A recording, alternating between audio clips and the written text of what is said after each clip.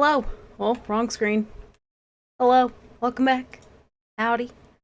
Happy Friday. Hello. Hello, hello, hello. Hi, Ty. First patch. Tin. D. Beef. D. Bunny. Hello. Hi, hi, hi. Hi, Jack. Welcome back. Oh, that rhymed. I didn't mean for that to rhyme. Hi, Jack. Welcome back. Hello. And Toby's like, it's time for a stream. I'm here. Toby's early. Hello, y'all. Okay, so I know the real reason why you're all here.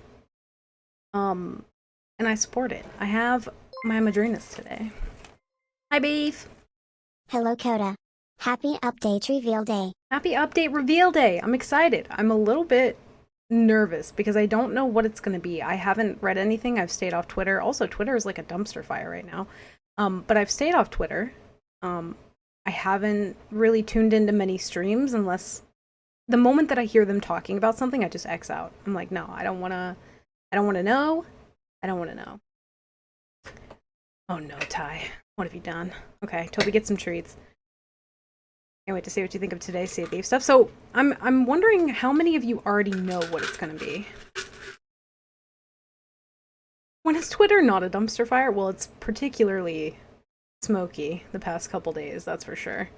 But I haven't been on Twitter. Here you go, bud. You get reveal day treats. You like? You like it? Yeah, I haven't tried my peppermint mocha. Or, yeah, peppermint mocha. I want to try that real quick.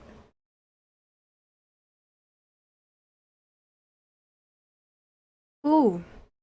Oh, it's like Christmas. Oh, that's so good. Holy shit. Wait.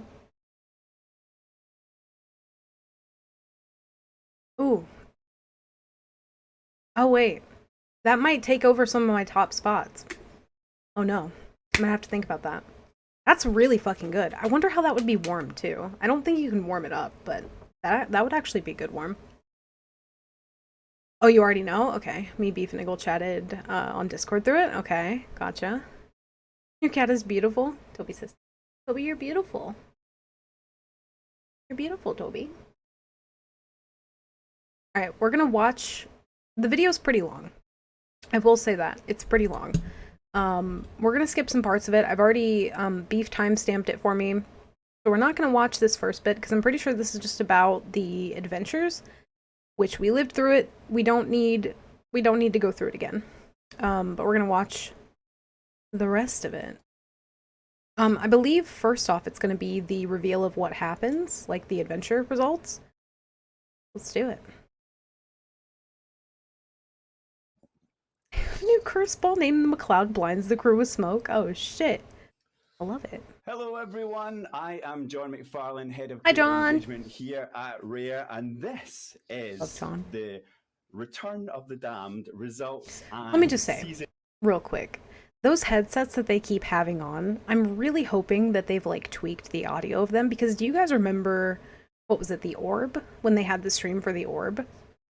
And Joe was just laughing and like deafening everybody. I really hope they fix the audio for that. Reveal stream. It's quite a They mouthful, haven't? Okay. but what you're getting is 2 streams in one. Hi Joe, hi John. Today.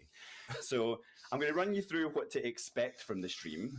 We'll start off with the adventure. Hopefully audio is good. So we're going to chat a bit about Lost Sands, which Oh, was the previous no. decision point that we had back in May, and we're going to give you a sneak peek at some of the stuff that's coming in the My next heart few weeks is racing. and how the world is changing there.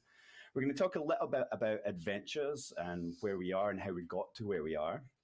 Then we're going to have a chat. I want with, that shirt. Hippo, TC, and Behaving Beardly, who are going to be on as opposing sides to this this adventure here. Hi Ish. Then is the moment you've all really been waiting for, which is the reveal of who is going to be banished.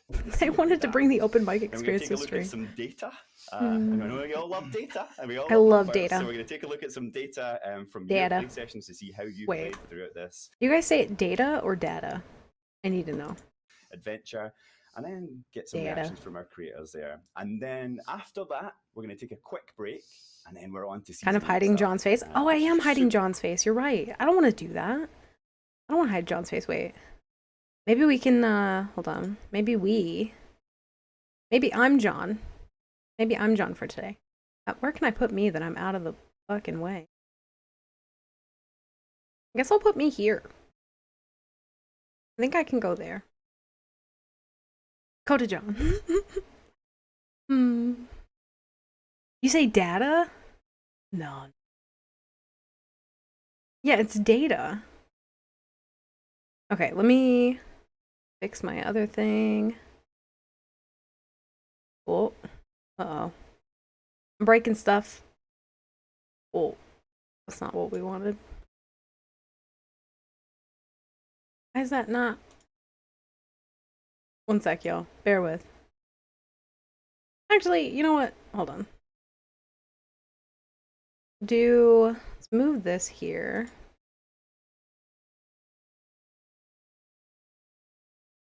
Move that up there for now.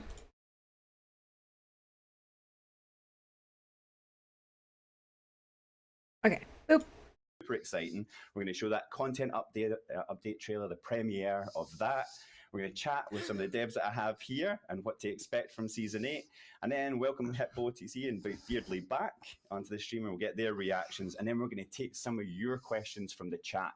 So get chatting in there. If you have that's always the questions best once you part. see that content update trailer, use hashtag Season 8. And Joe beside me here is going to be watching that chat as it goes down. You can use Twitch or YouTube or Twitter. And What? I'll pick them from as pick many them. places as I can. As many places as Twitter. we can.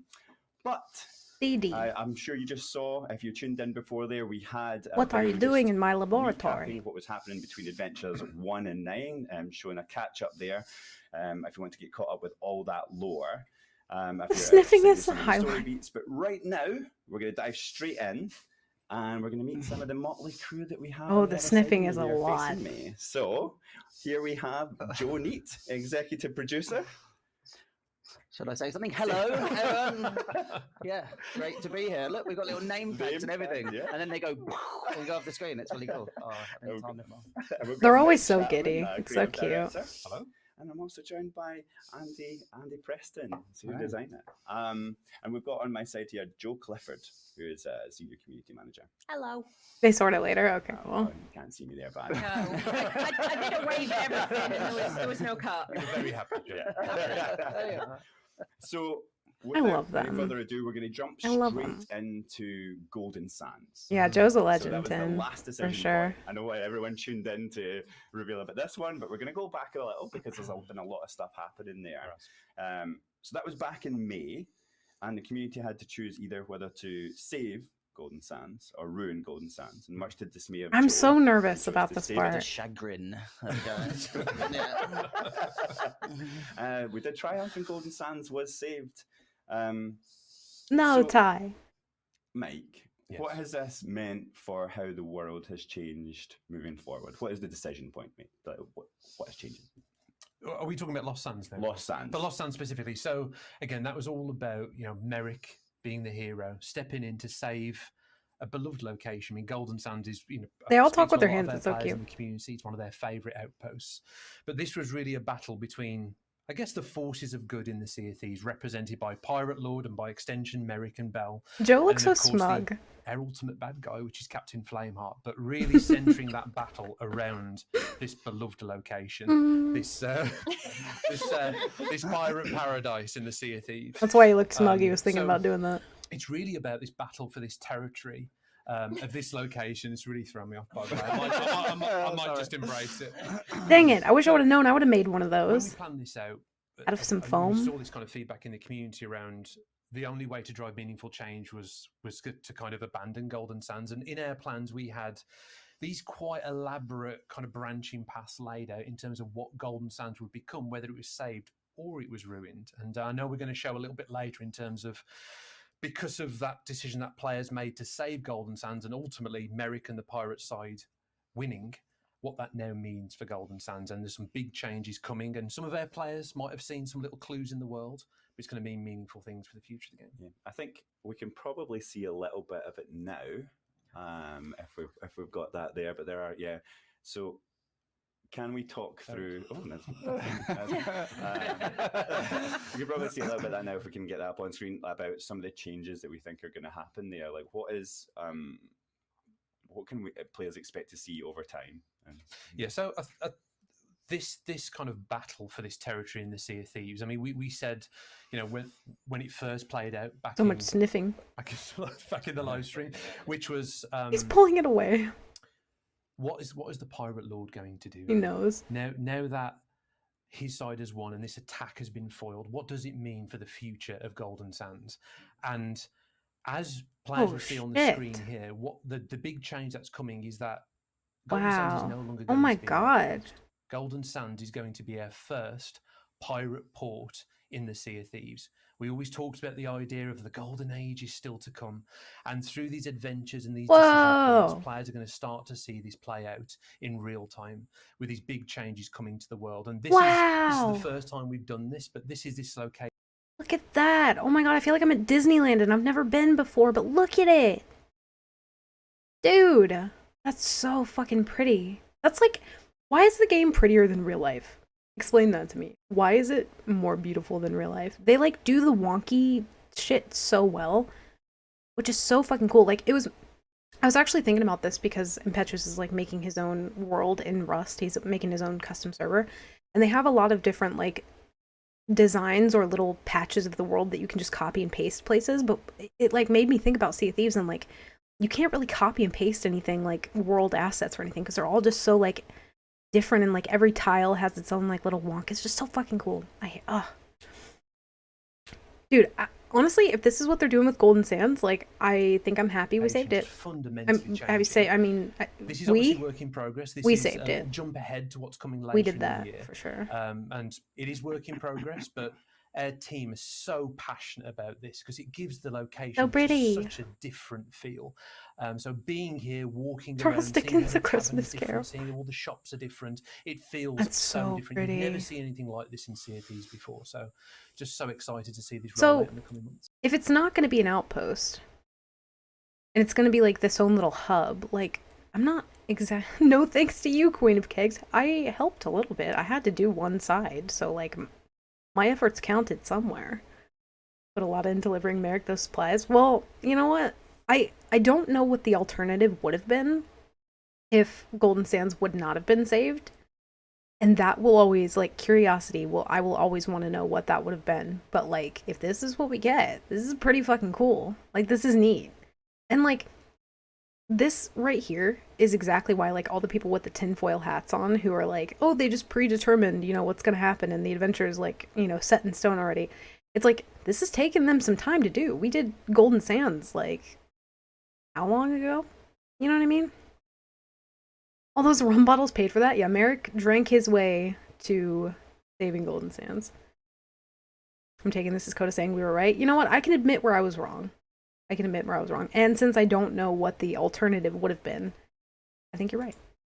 Yeah, I think that's you're awesome. right. And Joe, Twitter, when it comes to planning this stuff, Didi, like, get out of my laboratory. what is the difference between, like, we went into this, right, not like as Mike was saying, there's a kind of difference between us just like having Bunny. predetermined outcomes, because we're not going to build both sides. Stop of being this, so right? cute. So how do we think about like scheduling that into like how we work? What have you missed? You only missed, I'll give you a little snippet here because we did already watch it, but they're turning Golden Sands into a little like port town, which is pretty fucking lit.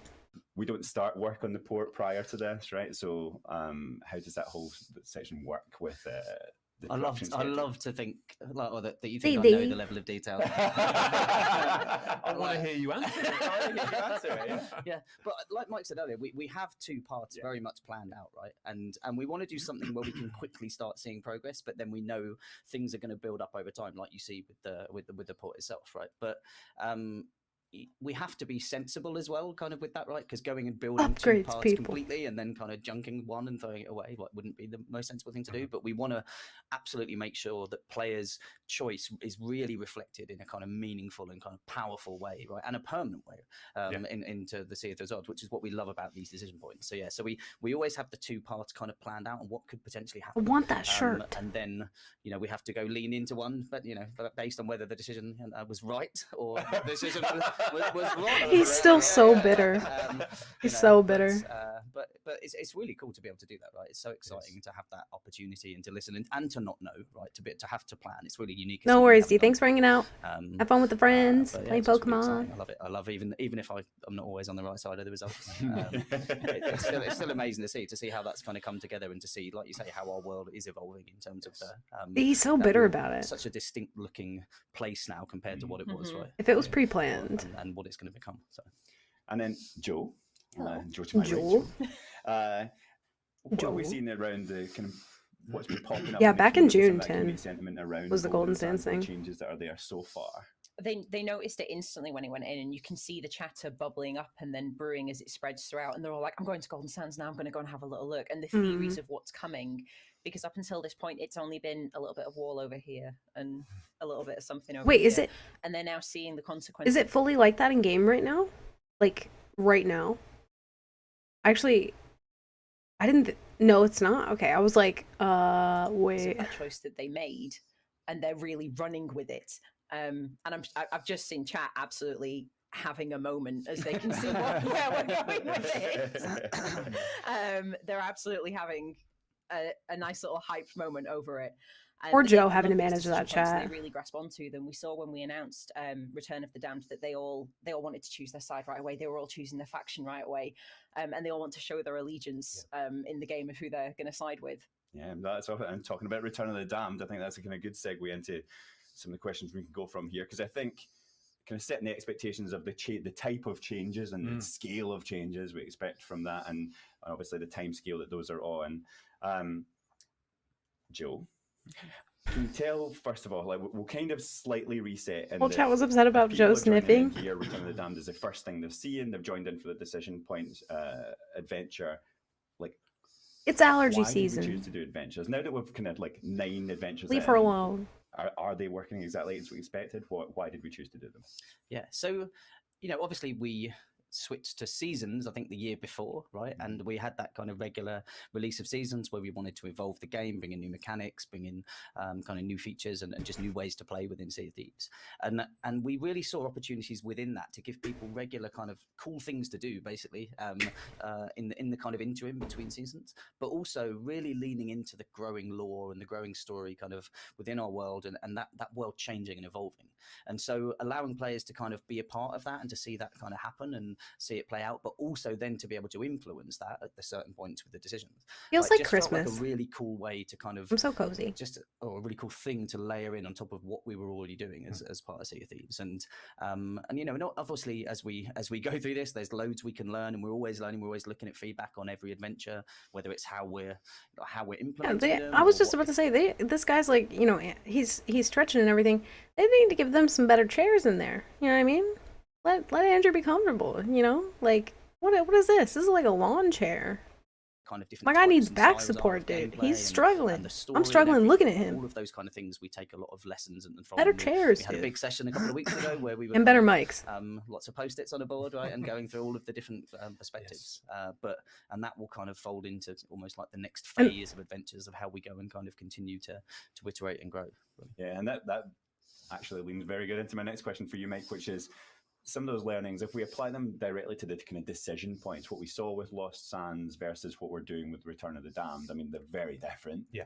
There's a lot of learnings there. Can you talk us through some of the learnings, basically, from Lost Sands? Yeah, No, well, it I was think Darth Vader confirmed. As Joe was saying there, the story kind of comes first, and then we think about what's the right gameplay to suit that story. That goes for the adventures and also the decision point adventures. And I think looking at Lost Sands, looking at feedback, looking at how players engage with that, I think the big thing was ensuring that the gameplay felt equal on both sides. Where with Lost Sands, for some players, it might have felt a little bit kind of like asynchronous in terms of like how it was balanced, and we tried to avoid that as much as possible. But when it came to the adventure everyone's been playing, Return of the Damned, it felt like setting it around that territory control, where it's literally two sides and they're equal. And it's really just clear in terms of what you need to do, whether you're playing for the Reapers or whether you're playing for Bell and the Pirate Lord. That was probably the big takeaway from it. And I think that's probably a big thing that you'll see apply to future decision points. Yeah. And why do was you really think this smart. decision point in terms of lore is so important? I think, well, quickly going back to Lost Sands, I think the idea of fighting for a physical place within the world that Joe can't even keep it means so together, much for our dude. players, especially for players that have been with us for so long, where you know those streets are well trodden. You know, exploring that outpost, it means so much to people. So that Tin. made a lot of sense. But for the next one, I mean, we teased earlier in the year it was going to be a big decision for players to make, and I think that's because you really cut into the heart of good versus evil in the Sea of Thieves, or these different visions for the pirate's life. You know, the pirate lord believes in honor amongst crew, and that being how you should adventure in this world, where Flameheart just wants power. He wants to be the king of the Sea of Thieves. Flameheart is also a character that's been in our lore Yeah, I since agree, that Bunny. very first Tales from the Sea of Thieves lore book. So a lot of our storytelling, Flameheart's involvement in the Shores of Gold, Because that chat the Heart of Fire Tall Tale, and misbehaved. obviously the Seabound Soul where Flameheart was released. We've been building to this for a long time. Is Flameheart going to come back in that skeletal form? Is he going to take that mantle and fight I for know. himself, being the king of the Sea of Thieves? And I think putting this decision in the player's hand made so much sense to us, because everything in our lore has really been building to this moment. So it's pretty exciting.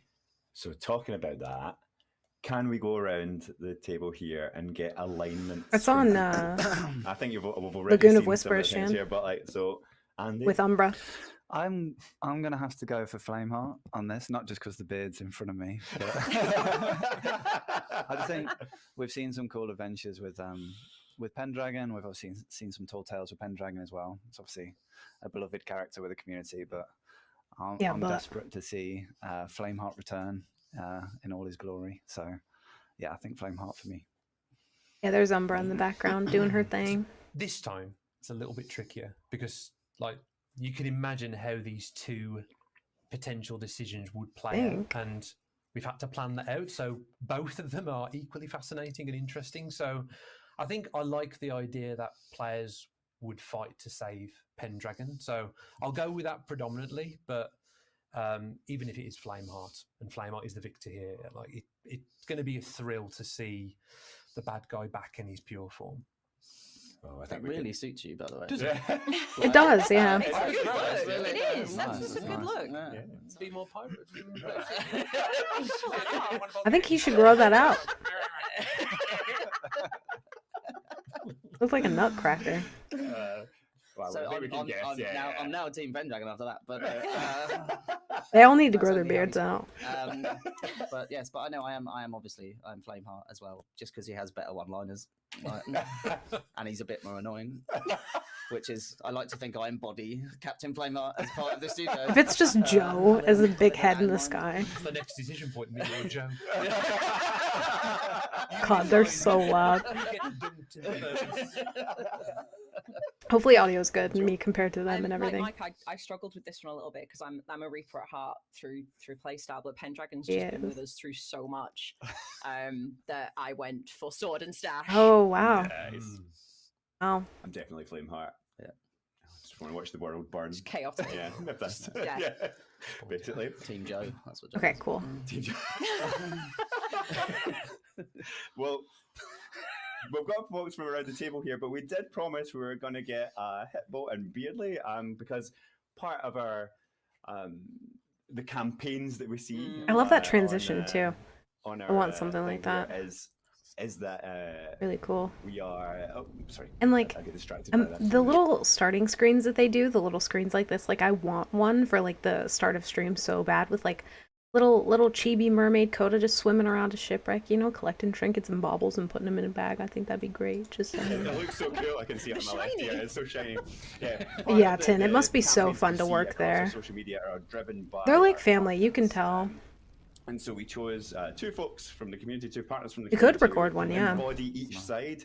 So we have Hitbo TC representing the side of Pendragon, and we have the evil Captain Flameheart. Really? Oh, represented true, by true. Yeah, he is. amazing Beardly here as well. So I think I've always wanted to do this kind of news type thing. I think we have them on the line here. Going live now too. Look at the transition. That's nice. Never made the stray thing. Yeah, because it just doesn't fit with like the game that I play, you know? Even though it is really cool. I want to use it for something eventually, but it just doesn't fit the game. The flame burn. Hey. They're gonna animate it. Oh, What's so I funny? think we're eventually There gonna we see go. it. Ahoy! Ahoy! What is up? Surprised Hippo was on Pendragon's side. Hippo is very much like for the Pirate Lord. Like very much so. Very, very much so. He literally all he does is like steal Athena's. He worships the Pirate Lord. So he's very much like that one was pretty obvious to me. And Beardley's just chaos. Beardley's just fucking chaos incarnate. So like of course it makes sense to me, honestly. Was it scuff when they came in? We've got Hippo all the way from the US of A, and we've got Beardley all the way from the deep south of the UK. Deep South. south. Aye. The North, my Are you friend. south? Deep Mine's the US too, baby. It's the north. Oh, Yeah, you're it's the definitely north. not. You're definitely Thanks, not. been wonderful, It's guys. south of Scotland, John. Like, He's gone. He's out. He picked dragon. I love both of them so much. Sorry, it's the beards. I got you mixed up with Beard again. He's in the south. Why did I say that? Cacophony of noises right now. Pull the plug. That could have easily been an inside thought. Wrong beard, bro. Wrong beard, So, bro. just forgetting that ever happened. We'll move straight on to the questions here. Hippo, I have got one for you. Hit me with it. Literally, obviously. Like, why Pendragon? I like Team Chaos, and I like That's not Team Funny Chaos. and memes. So for me, I actually thought it would be more hilarious if Team Pendragon won. It was a real simple answer for me because it Okay. would be like this scene from Indiana Jones where that sword guy comes out and then Indy just shoots the guy. Like, we've had this really big buildup for Flameheart, and then he just dies. I think would be really funny. So, I think it'd be hilarious. I mean, that's it summarized for me. Love it. And the same question goes straight across to you, Beardley, or Beard again. Who else? Damn, dude. 2 balls in a dream. Yeah, look, I'll stick with Beard again. It's fine. It's weird because 2 balls in a dream, I've got baby. the same argument, which is I'm Team Chaos. For me, it's not about picking a side. It's about maintaining chaos. It's about maintaining power struggles, a lack of authority, a lack of control, which is obviously the most profitable time for pirates. And we are pirates. And what is a pirate if they have nothing to fight for? And also, like, I love Penny D. Penny D. I struggled with this decision for a split second. That speech in Tall Tale 5 is one of my highlights of Sea of Thieves history. Bro, it But at is the end really of the good. day, Penny D, I'm dude. sick of Pendragon sticking his shiny sword where it doesn't belong, messing things up, having to Getting clean stuck. it up for him, only for him to make matters worse. I think it's about time we banished him to the Sea of the Damned and maybe Spitting open facts, the slot dude. for a new Captain of the Damned. Maybe Eli Slate could take his place. I don't know. Met Beardley at Sawfest and he introduced himself as Beardageddon. Dude, and then Beardageddon will introduce himself as Falcor. It's like, who the fuck is who? I don't know. And then who's Falcor? Nobody but to knows. Wrap it up, They're the all somebody Reapers have else. better cosmetics. So It's always about the fashion. And then, Beardley, how do you, like, judging by your community and what you're seeing online, how do you feel your side is doing? well, we've won. This is it. We're always, the Reapers are always so cocky about it too. This is how we were with Golden Sands. From I think We're like, this is yeah, the it's thing, and fine. this was the thing with the Golden Sands. From a content creator perspective, it's always funnier and a lot more fun to go where the content is, to watch the It's all world the same burn, guy. destroy Golden Sands. But we are basically the tip of the iceberg. The wider community were so far behind saving Golden Sands that we got blindsided. But I'm quietly confident that's not going to happen this time. Quietly confident. Yes. And, Hippo, do you really think this is going to be a redemption for Pendragon? Like, if he gets this, if he wins here, do you think he'll get redemption? Do you think he's going to be worthy of the Sea of Thieves?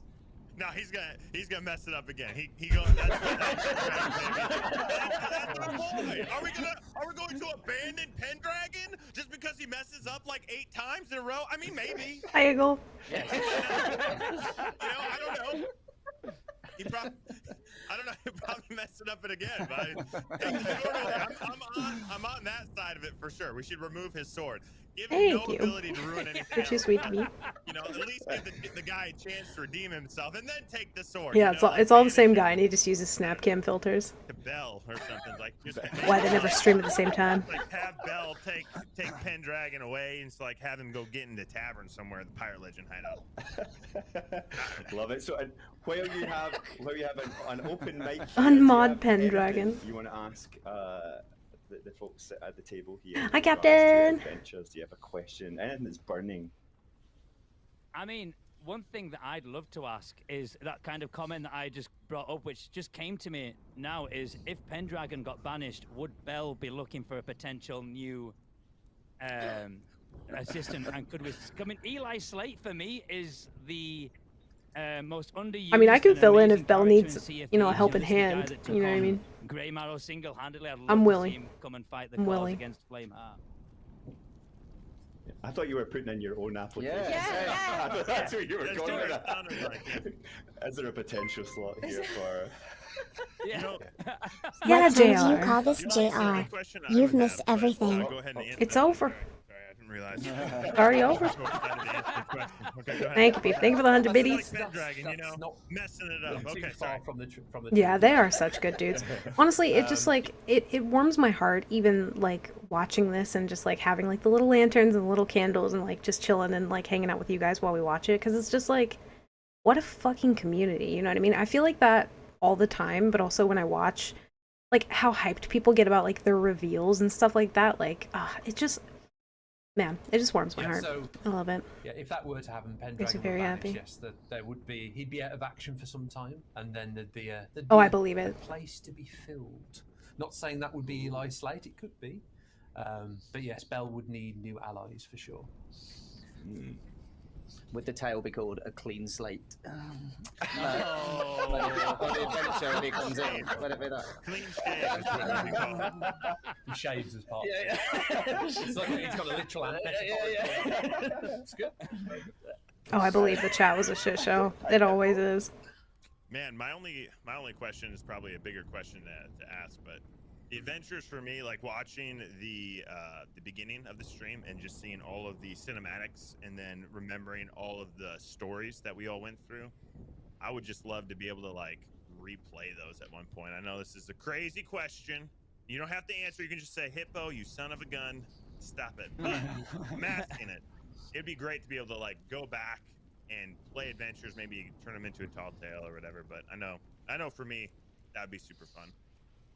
No, that's a great question, and that's one we've discussed on the team quite a lot. I think He does, the yeah, still. The last 9 adventures have really been about. Obviously, we want to tell that evolving, unfolding Good story question. every month. But how we've told that story and the type of gameplay scenarios we've highlighted have deliberately been very different across those 9 adventures. Sometimes they feel very much like a tall tale. You know, Forsaken Hunter, Herald of the Flame. There's definitely ones that feel closer to a tall tale, but there's also adventures that feel more about showcasing some great sandbox gameplay, probably most recently with the territory controls of Adventure 9. That's us deliberately trying to strike the right balance in terms of what an adventure can be. Like that unfolding narrative is something that we believe in, but like how we couple that in terms of going forwards is something that we're kind of looking at and reviewing. I would say never say never, but I'm saying that knowing what plans we've got for the future and where the story's going to go next. So I think we hear the feedback. We've discussed it internally. No calls yet. There's definitely been some major moments, like you say, that feel like an important part of Sea of Thieves history. So yeah, never say never. Maybe that could happen. Yeah. It's interesting because I feel like a lot of people have that same question. Even I had that question at the very beginning, but it's like I kind of get why they can't, right? Because yeah, like I don't know how you'd bring back the Shrouded Ghost stuff, and if if Pendragon ends up losing, which I think he's probably going to, but if he ends up losing, like how do you go back on how the world was? And also, like, if Golden Sands is changing so much, there's no way to, like, I mean, unless they did it in, like, an instanced version of the game, kind of like they do with the other Tall Tales, that would be the only way, but they couldn't, like, have those in Adventure, because it just wouldn't be possible. I don't know any other game where something like this occurs. Yeah, Tin, I feel like the community for this game is just so fucking special. You know what I mean? Like, it's just, I don't know. I mean, sure, there are other, like, games that are, like, bigger and have, like, a bigger player base, but the people who play this game fucking eat, sleep, and breathe it. Because it's like, I don't know, it just feels like more than a game, you know? You know, the Hunt developers listen to the community well, but nothing like this. Yeah, it's like they know all the feedback that people have given them, and I feel like, you know, Joe, the community manager, and everyone else, they do such a good job at, like, paying attention to that shit, which is really neat. The story mode idea people have been kicking around, yeah, and if they did it, they would have to do it in an instance version. It couldn't be in the real world, because the real world has, like, forever changed because of this. This cocky Reaper Coda. Oh, I didn't even see what happened. Also, hi Mal. Clippy, I'm not sure if it was spoilers or not, but if it was, that's probably why it got removed. But I didn't see what it was, so I'm not sure. Not learned from Golden Sands. Look, I think now that we know what Golden Sands is gonna be, I think I'm okay with it. I think I'm okay with it. Specifically that Shrouded Deep one. Holy cow! Seeing that play again, it's like. Also, I think that's that's a great example of just a cool set piece, right? Like bringing players together and having that set piece of the ship, like battling this awesome sea creature. I think that could come back in several ways as part of a new story with an interesting twist on it as well. Sweet. No, I love how thank they you so talk. much for joining us, guys. And we'll end the torment for both of you there. You're just gonna disappear.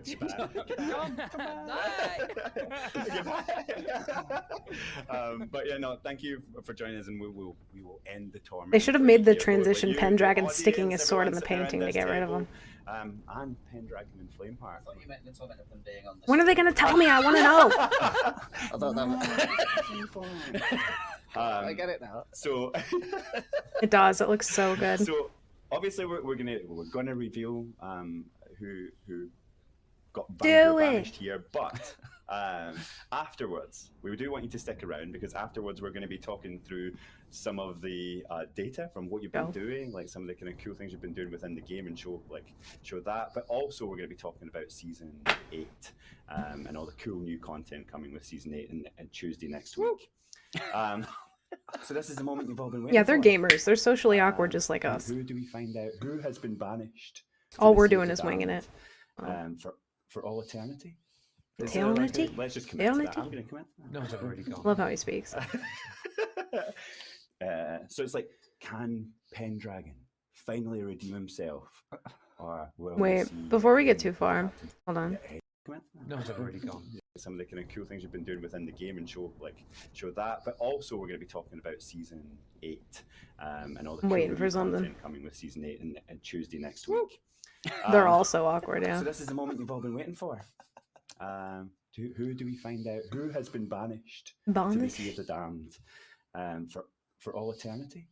Is there like a... Let's just commit to that. I'm going to commit. I just need gone. real quick. So it's like, can Pendragon finally redeem himself, or will we see the end of Captain Flameheart? Need that for Discord. Is there a countdown? Purposes. Thank you.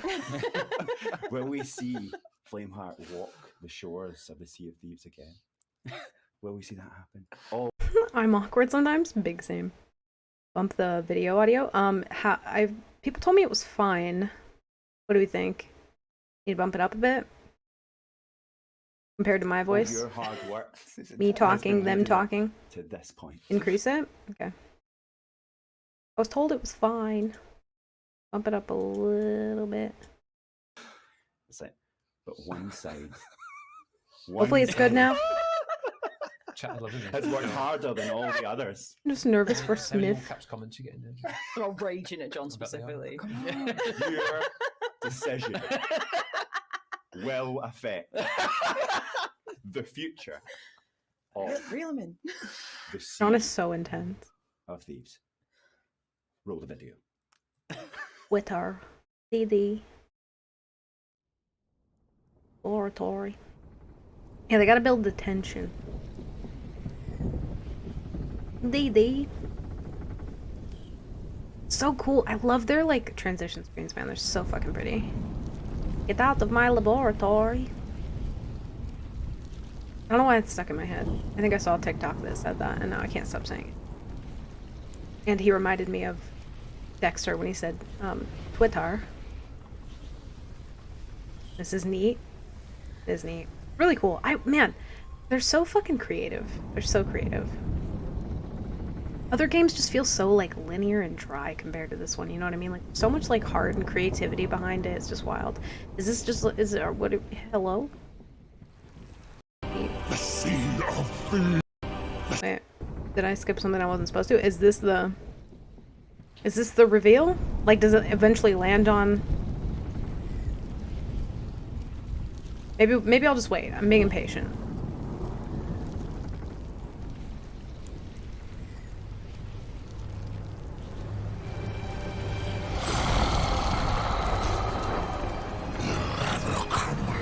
Nothing, fool.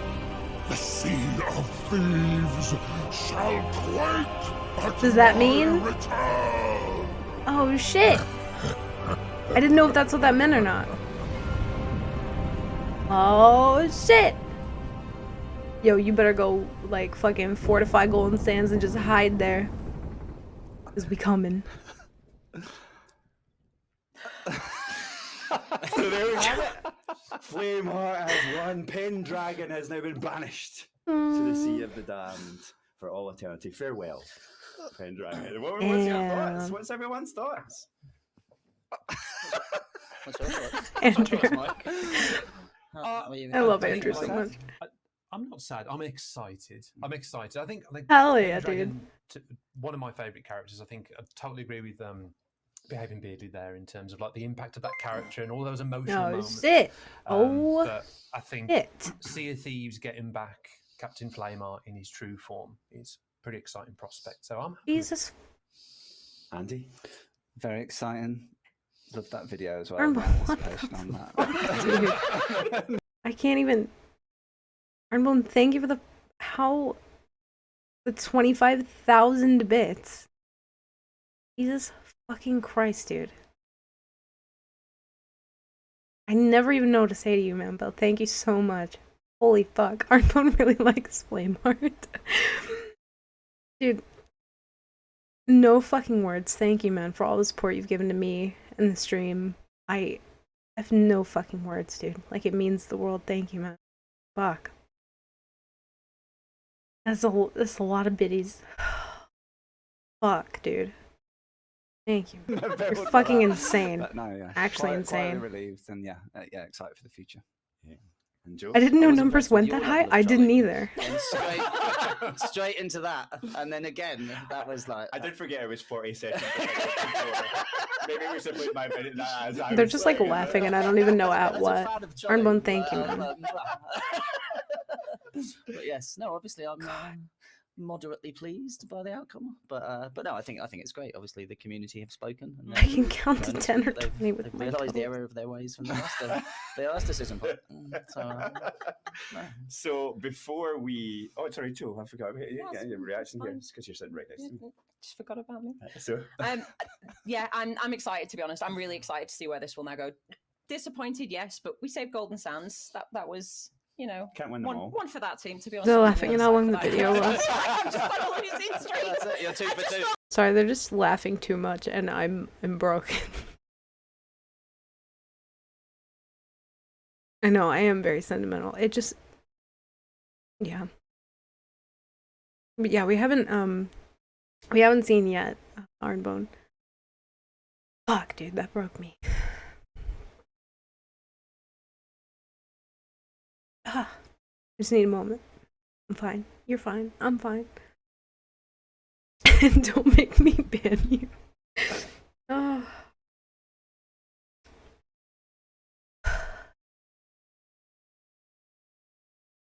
I need to drink a coffee. We need a small, I need to breathe. God damn. But yeah, do you, well, don't tell me if you do know, but have you already, what the content's gonna be? Making Kodo emotional insta-ban, then you'd all be banned, and then nobody would be here, because you guys all make me emotional. Pace 22 lol. Dude.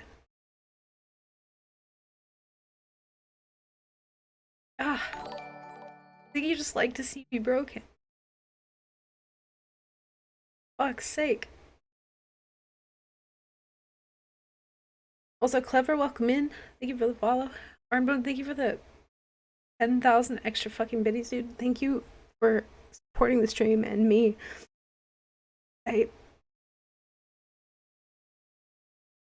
No fucking words for you, dude. None. Other than thank you, of course, but...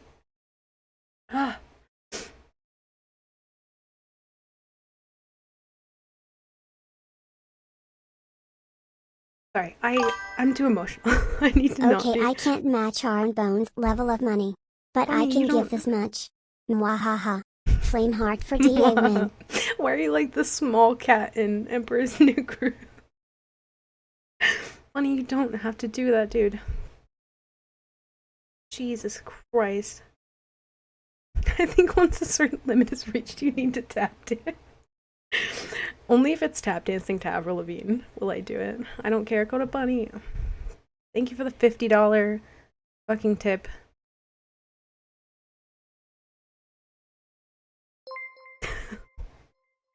Guys. I'm backing Bunny up, let's go. Hi, JR. I don't want to have to tap dance. Don't make me do it. Beef, thank you for the 300 biddies, dude. Thank you guys for literally even just being here. You guys know how I am. I just get sentimental all the time, but like the fact that I get to do this and be here with you guys is literally the thing that's like changed my fucking life forever. And the thing that's like made me happy, just being able to like hang out with you guys and drink coffee and watch silly videos or just like play video games and just like have you guys in my life. So thank you. Dude, thank you for fucking everything, dude. Guys. Oops. I feel like you all need new mice, okay? New mice. Mel, thank you for the 5 gifted. If you got a gifted from Mel, make sure to say thank you. And Mel, I really appreciate that, dude. Thank you so much. Oh, I wanted to finish the hype train, D. Hey, well, thank you for the 100 biddies. Like, Jesus fucking Christ. Level 6 hype train. Thank you. I don't even know. Like, to... Oh, my God. You guys are too fucking sweet to me. Also, hi, Rocking. Welcome in. For all the support and everything. For hanging out. For being here. Let's play the video before I cry. Jesus. Too slow at Iggly Wiggles at Iggly Wiggles. Iggly Wiggles. Why does it say it like that? Beef, thank you for the 100 biddies. Oh my God. Hugh Okota. I see they got Hi, you Panda. in your feels. They do. They're trying to make me cry. Panda, thank you for the 100 biddies as well. Thank you guys for everything. No fucking words. None. I'm gonna breathe. We're fine. I'm not melting. Only a little. Oh, fuck. I didn't come prepared with a gallon of coffee ready for this. But thank you guys, seriously, for the level 6 hype train. And just for being here and for hanging out and being part of everything, dude. Oh, wait, I'm not supposed to give money? Bunny! Oops, my mouse. Oh, no. It's slipping. Bunny, no. Bunny, thank you for the $5 tip. No, no more. Bad Bunny. Bad Bunny. I'd recover it, but I'm 2 for 2 on the Let them yell. right now. So. But it's exciting things to see what the future will hold now. Yeah. Yeah. Yeah, guys, season 8 reveal is soon. We just gotta tell Coda how awesome she is first. We only have like an hour left of the video, I think. But honestly, I'm fine with just like watching videos all day. I think we're actually gonna watch like clips after this. We're not gonna play Sea of Thieves. We're just gonna have content around Sea of Thieves, and technically that counts for today. But thank you, Beef. Thank you for the 100 biddies. Thank you guys for hanging out. For giving me something to look forward to. For just being fucking amazing to me and to each other. And oh, I and love hi, you guys. JR. Thank you, Beef. Thank you for saying hi to JR. Can't leave him out, especially when the Wiggly Unicorns are involved. The data from but thank you, Beef. Thank you for the extra 100 biddies, dude. So meta streaming, hell yeah. That. We've got this lovely, I deserve a day of meta streaming. Here to the side of me. We played Sea of Thieves too as much. We chat through it, I'm going to see if folks are shocked. Well, thank you, at some of these numbers. And at Arnbone, I suppose. I suppose. So, thank you, Beef. Thank you, man, for everything. basically, we had the bewitching dolls that were out there. I mean, how many bewitching dolls handed in? 430. Careful, Armbone. He's got the hammer ready. That's a lot of bewitching dolls. That is a lot of C4 traded. Love you guys dolls very handed much. in, Always know that, okay? Full fort control, 17,698. 17,000? Huge numbers. Enchanted bewitching Oh, dolls, with full fort control. 261,065. Mm. Yeah, and then it gets even bigger. So we've got total dolls given to factions, 709,533. That's wild. That it was only 17. Then the flags, I saw loads of these getting. I'll get in on this hype train. All aboard. Choo choo. Thank you, Ty. Thank you for the 100 biddies. We love numbers here. Thank you. I feel like a bingo caller. Soulflame Captain's Kill. Oh, this is how we're chatting now? Hi, JR and Beef and Armbone and Diggle and Coda and everyone else in chat. Hi, Bunny. Any guesses? Thank you for the dollar tip. Mercy's Edge, I came up before I got it. And then most resilient fortress. Yes. You- Old Brian's Are we not meant to give money? What is happening? Neon dude. Level 8, you have to do a handstand. It's in the rules. No. I'm not doing a handstand. Toby can do a handstand. Neon, thank you for the 2 gifted subs. Cape and Just Rebel. this time. Count your Thank you, blessings, guys. sir. He's not got the hammer this time. But it's ready for next time. Do a Thank you for the 100 handstand. biddies. No, I won't do it. I don't think I could do a handstand if I tried. I think I would die. I practiced. Rockin', thank you for the 100 biddies. Jesus Lord, have mercy. Toby would do a handstand for free, it seems. He would. He well, not for free. Would you do a handstand for a treat, sir? Let's see if he'll Toby do a treats on handstand for a cooldown treat. Frown. I'll give him a free treat. I'll give him a free treat. Give him a couple, because he's a good boy. He's a good boy. Rockin', thank you for the 100 biddies. Panda, thank you for the 100 biddies. And Ish, thank you for the 100 biddies as well. Thank you, guys. He's pawing into the can of cat treats. Go, bud. That's my finger. One more, and then no more. Look at him. So gentle. Wow. Such much gentle. More treats. He tried to bite my finger. You guys fucking see that? Angry. Your breath stink. Your breath stink real bad. I was going to give these beds to Pendragon, but he's gone now, Aspenarnold. Yeah, he's gone. He's banished. He's gone. Jesus Christ. Rockin', thank you for the 100 biddies. And Ty, thank you for the 100 biddies. Thank you guys for everything. Armbone, you started it. But seriously, I hope you guys never get tired of hearing me say it, but man, I have no fucking words. I have none. Thank you guys for supporting me in the stream and allowing me to do this 5 days a week and being here and being cozy and vibing and all the things, dude. Like, it's nothing. I don't even know words for it. Thank you guys. Thank you, thank you, thank you. Pause the music. Get this back on. Toby's had his treats. On there, so yeah. Those numbers are We're good. higher than I expected. Pendragon? Money! More like Pendragon. Wahahahahaha. They really Pendragon. Very cool. It was so cool to see when I looked at the numbers on the Pendragon, dashboard behind it, bunny. it was like Who told you that, the Kurt? numbers of points. That and sounds they were very in the Kurt-like. billions. So it was absolutely crazy. Bunny, thank you to for the see some $1 of those tip. numbers in the background there. You made it up? Okay. It sounds so very Kurt-like. we've got the Been hanging stats out with here. Kurt too much. But we haven't heard from our partners. Fun So we're gonna jump over. 55555. Oh How my dare. god. Panda, thank you for the 100 biddies as well. I think Kurt would be very proud of that, yeah.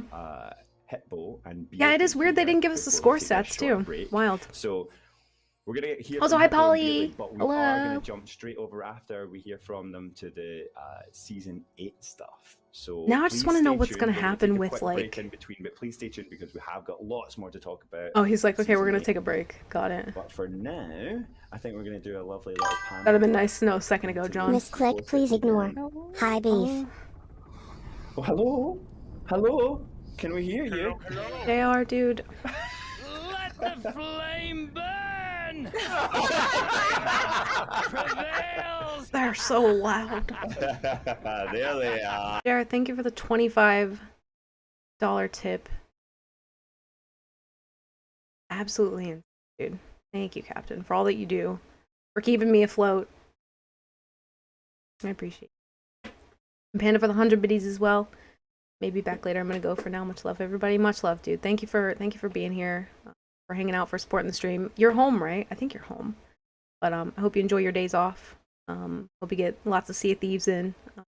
Thank you for being here. Thank you for being part of the community. Hanging. You're home? Hell yeah. Nice, dude. Enjoy the seas or the other game that you play. Bunny sent Pendragon to jail. Rocking. Oh, I think it blurred one of those parts. Rocking, thank you for the $1. Yes. To blank jail. Don't worry so about it. I'm so excited for this. Like this, for me, this is just like. I'm sorry, Hitbo. I'm sorry. I mean, Hitbo didn't even care. He just wanted. Thank you guys for the level 7 hype train. It'd be funny to say that I wasn't surprised, though. I'll be honest with you. I sailed the seas the last 2 weeks. I saw a lot of red lightsabers in the sky. I knew it was coming. Doesn't change it, though. I'm a pirate for life, baby. Team Athena, Flameheart, you suck.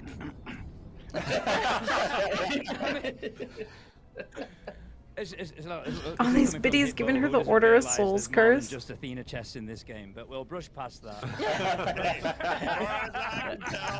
There's not. I think we calculated I've stolen over 3,000. Meant to make it a jump scare.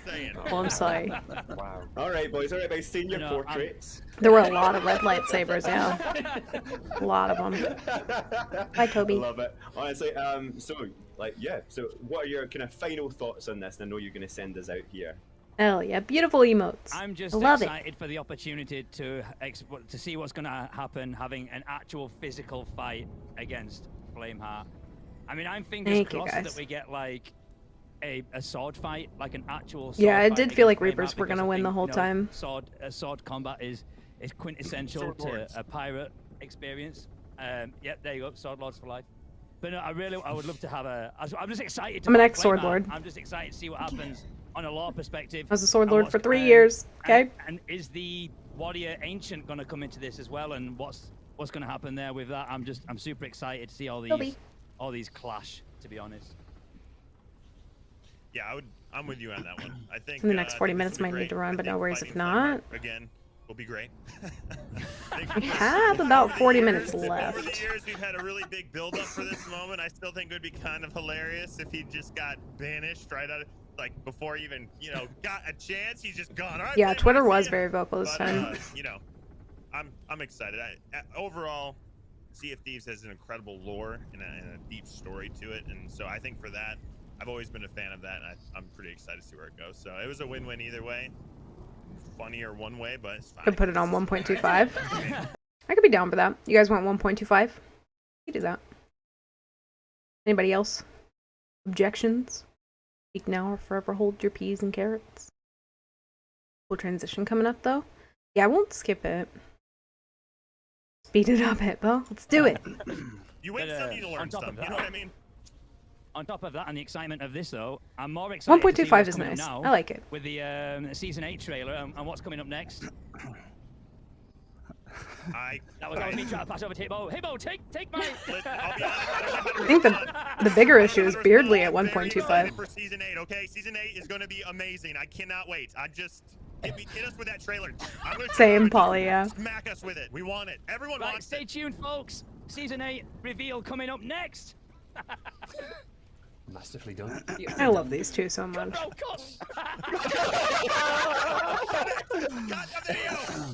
It's like wiping it away. They're so cute. Honestly, it makes me. I'm not gonna pause the video anymore, but it makes me so happy that like people like them are like the forefront of the game because they're just so passionate about it. It's fucking beautiful to see.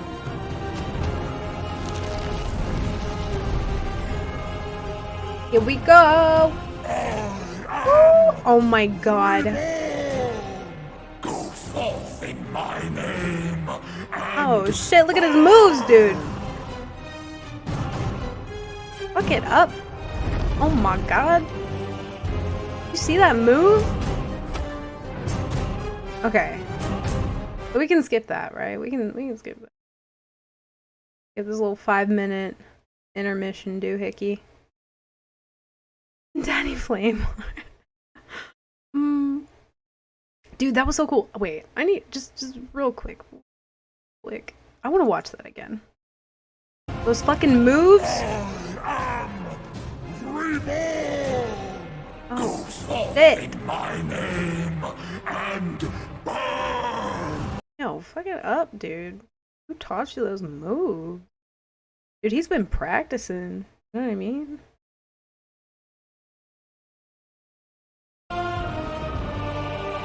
He's so smooth, I know. I feel like it's a little loud. I feel like it's a little loud.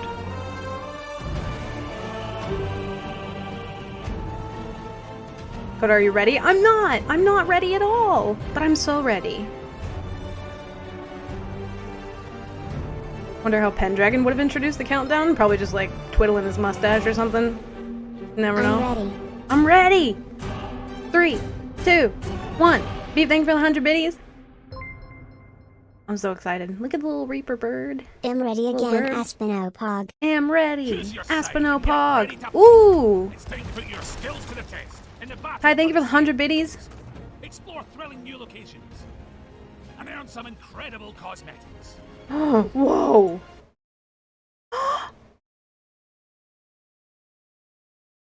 First off, that is magical, but what the fuck is that? Please tell me it's not. I want that separate from a skeleton curse. I don't want that to be on the skeleton. I want it to be on my body. Can we go back to 1 times? Okay, we'll go back to 1 times now that they're not like chatting away. What is that, dude? Golden Ghost Curse Pog? Yo. Dude, I'm gonna dress up in this one and I'm just gonna go stand in the Pirate Legend hideout and wait for people to be like buying their Devil's Roar Athena quest and I'm gonna scare the shit out of them. That is so cool!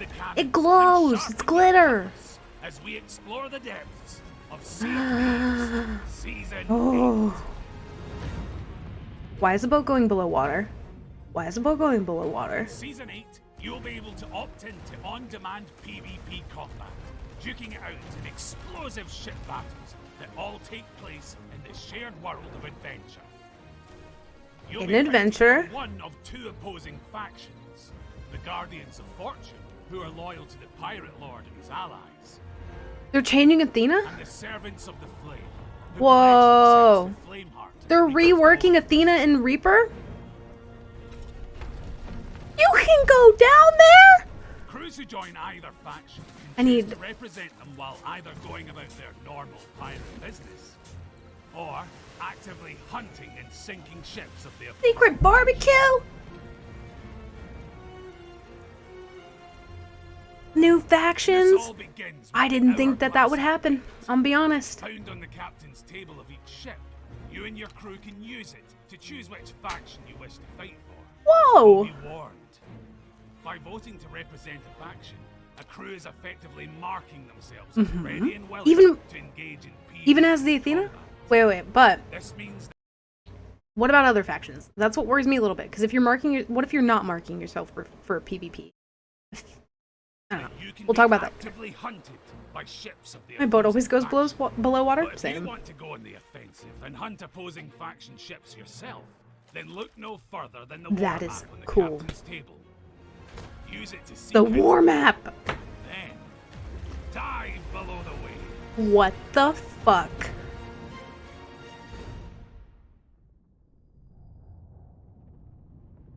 Ooh! I can't handle my feelings. You'll scour the seas for a worthy match. My computer is gonna fucking shit itself. You can use this time to ensure you and your ship are ready for the battle ahead. And once an opponent has been found, you'll ascend from the depths and burst out from below the waves. If a ship does that next to me, I'm gonna shit. The opposing faction ship will be directly ahead of you. So ready to guns. And let battle commence. But so there's not gonna be any treasure. Where's the treasure involvement? How much is it worth? And your foe will be placed within a Oh! designated Is it only marked if you're Reaper, though? which is visible. Surely it marks the Athena. Oh, there's a ring! If you stray out of bounds, the hourglass of fate will start to become unstable, and you'll see a warning urging you to return to the fight. It's like mini arena, but better. Hourglass will be destroyed, sinking your ship, and your opponent will be declared victorious. Winning battles by sinking opposing faction ships will reward you in several ways. Each successful battle will make your hourglass of fate more valuable. 10K, so yo. Sink, the more gold you receive when you vote to leave the battle at an outpost. You'll also earn allegiance. This represents the deeds you've done on behalf of either faction, similar to the experience you Separate to emissary. Whoa. If you're able to sink multiple foes in a row without being sunk yourself, People can't you'll start run. to build up an allegiance streak. As the streak gets larger, so too does the allegiance you'll earn from your victories. As the streak Reaching an gets allegiance larger. streak 4 will mark you as a faction champion, and your position A will be faction displayed on the map champion? for all to see. Defeating a faction champion earns you slightly more. It's like allegiance bounty and a lot systems, more dude. Hourglass value than would normally be awarded. You become a boss So you ship. can expect to find courageous crews heading your way to try their hand at sending you to the ferry. Sorry, that was a weird burp, but I needed to get it out. Champions can also choose to hunt crews larger than their own. So if you're an ambitious solo slipper ready to prove yourself, this is the perfect way to test your mettle against some more fearsome foes. Though sinking ships isn't the only way to earn allegiance. When you bring treasure aboard a faction ship, you'll gradually increase your treasure grade. The more valuable the item you bring aboard is, the more your treasure grade will increase. I'm stunned. And if You're you can successfully 22,000. defend against and defeat Oh my rival God. faction ships while this treasure is on board, you'll earn even more allegiance for each ship sunk. So you get more for having more to lose. Outpost, your current treasure grade. Streamloots, go away. The amount of allegiance you receive. Sorry.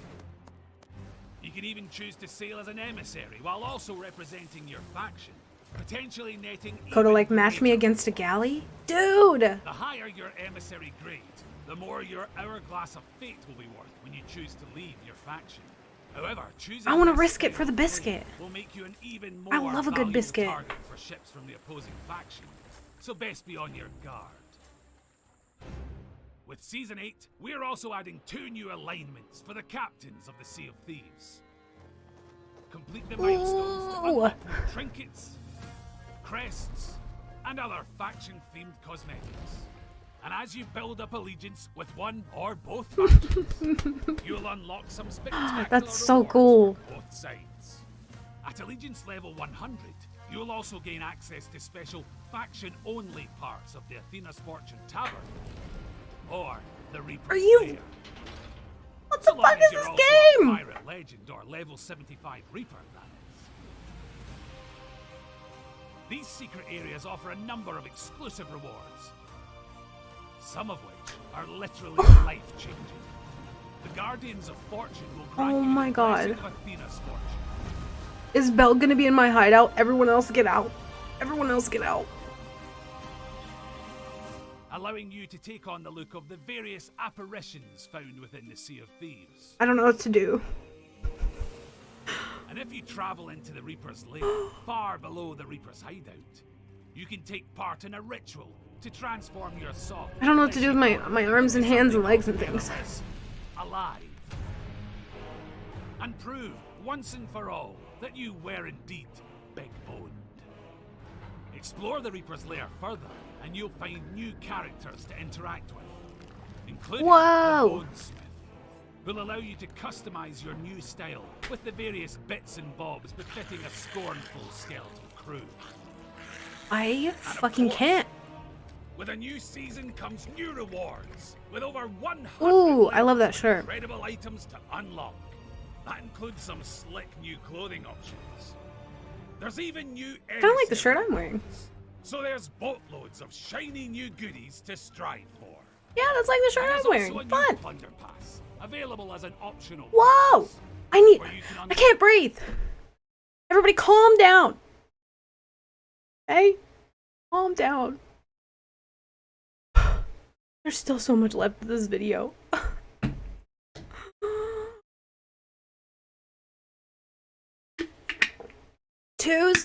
Yo. Fuck Thanksgiving. Who needs food? Not me. Honestly, the best season they put out there. This is... I have to scroll back up on chat because I couldn't look. They're giving away so much with the video. The Bonesmith, the skeleton-specific cosmetics. That's so fucking cool. There was something else I saw. There's a 4x multiplier for faction stuff, but the streak has no cap. Wait. 4x multiplier for faction. I mean, I'll have to, like, see this stuff in-game to understand what the fuck you're saying to me right now. But for the streak, there's no cap. I'm gonna third party every fight I see happening. Thoughts? I'm fucking blown away. Dude, honestly, they do this with so many of their updates where it's like they add things and I'm like, I'm shook. I'm shook. And the fact that they, like, oh my god, I couldn't work at Rare. Not that I would anyway, because I'm completely not qualified. But, like, god, the pain that they must feel knowing what they know and not, like, they can't tell anyone. Oh my god, I would lose it. I would lose it. But this is so fucking cool. Might be better than Arena. They're supposed to have MMR and stuff. Really, Polly? MMR and Sea of Thieves? Let's go, dude. Word of the day excitement? No, shit, Tin. Holy fuck. I just knocked on my head. I didn't mean to do that, but I'm so excited. Content drop this big is 100% going to be buggy day one. Yeah, it's going to be really buggy, and we're going to have to deal with that. But the last stream that we had yesterday, every now and again, we would just have ping spikes of 300. So, like, you know, we can deal with it. It's fine. It's totally fine. I don't know what the 4x multiplier means, so they're going to be going for the longest streak of sinking ships. That's going to be so fucking fun. I hope that there's some menu in menu hell somewhere that we can look at, kind of like the Reaper Emissary Ledger stuff, where we can see who, like, who's in the top. You know what I mean? Like, I really, really, really want to know. Some macabre cosmetics crafted on a midnight dreary. With the Ravenwood ship Yeah, set. sorry, Shan. If it was any spoilers, that's probably why it got removed. Sorry. Apparently partners and insiders have been on this for a while too, so imagine. That's why I don't play insiders. First off, because, like, a lot of people who do play insiders, they're like, hey, by the way, I'm not trying to give anything away because I play insiders, but... And then they proceed to say anything else after that, and I'm like...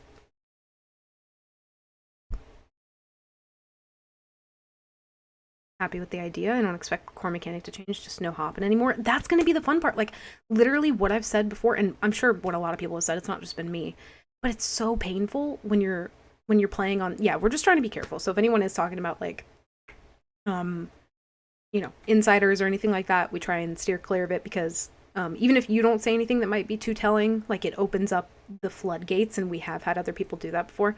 And just straight up break NDA, like it doesn't, like it's not a thing that exists. But, dude, the fact that people who play this game and stream it, like, for a living and want content that is fighting people, like, it's particularly rough for one stream to just turn into server hopping and server hopping and server hopping, and all of these people, like, I'm so happy that we're being rewarded. You know what I mean? Like, that this is an update for us. And it doesn't affect the core, like, game mechanics or anything like that. It all remains the same. But we just get, like, a little fucking cherry on. We get everything. Oh, I'm so excited. This is fucking lit. This is fucking lit. I'm gonna wear that costume and I'll peck people in the forehead. But by completing this season's plunder, sorry, I'm too excited. I get angry and violent when I'm excited. I don't know why. And there's even more available. A crown? From a ship ooh. The ship is leaking gold. Perfect for those who are hungry for battle. There's even trinkets to celebrate the games of Rare's past. So pop on in and discover what sparkling leaking gold.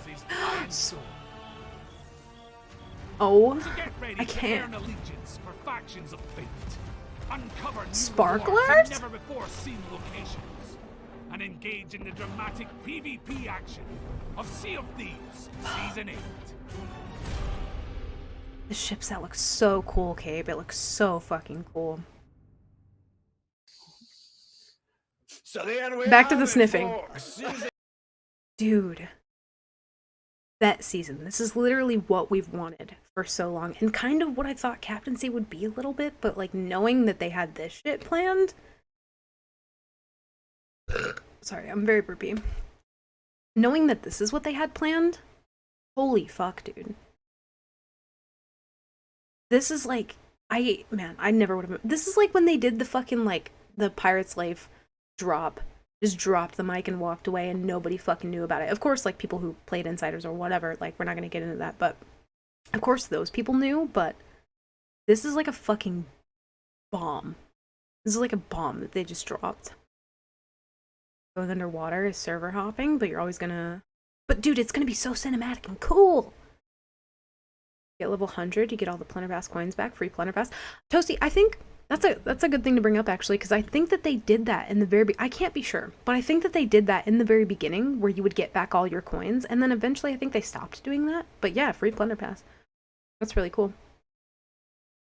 Dude, this is gonna be a great fucking time. Yeah, they didn't show Pirates of the Caribbean to Insiders either. They didn't tell anybody.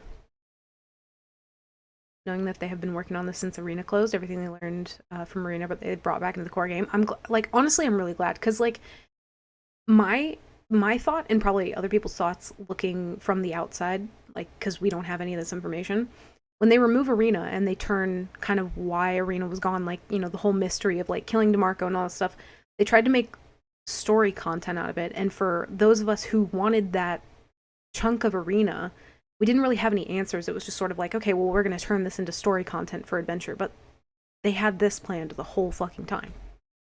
The whole time. Look at the freeze frame with John. I feel like I'm going to have to snag that one for a little meme in Discord too, because that's literally been me this whole fucking stream. This whole stream has been me. I think at one point I was curled up into a cocoon. I really have no recollection. I think I blacked out. PvP. I think I blacked out. That was my best John McMurtry impression. It's pretty good. So I hope you enjoyed what we just saw. And Oh, I enjoyed it. I have the people who made it sitting right across the table from me here. And we're God gonna ask them damn. some questions to get a little deeper dive into season 8. I don't know, Beautiful. that was not John McMurtry. It was very nice. I thought you were Beautiful. John McMurtry. That's what he talks like when he's not putting his voice on. Same, Shan, yeah. So, mate, About time. let's start off with it. Yeah.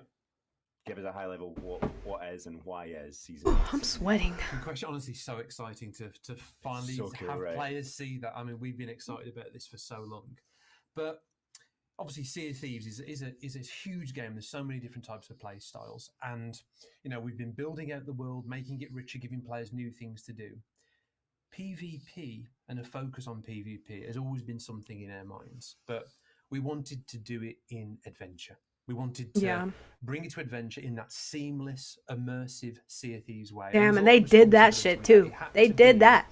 Sanctioned PvP, where both sides opt in and want that experience. So we wanted to add this new way to play without adversely affecting the rest of the sandbox.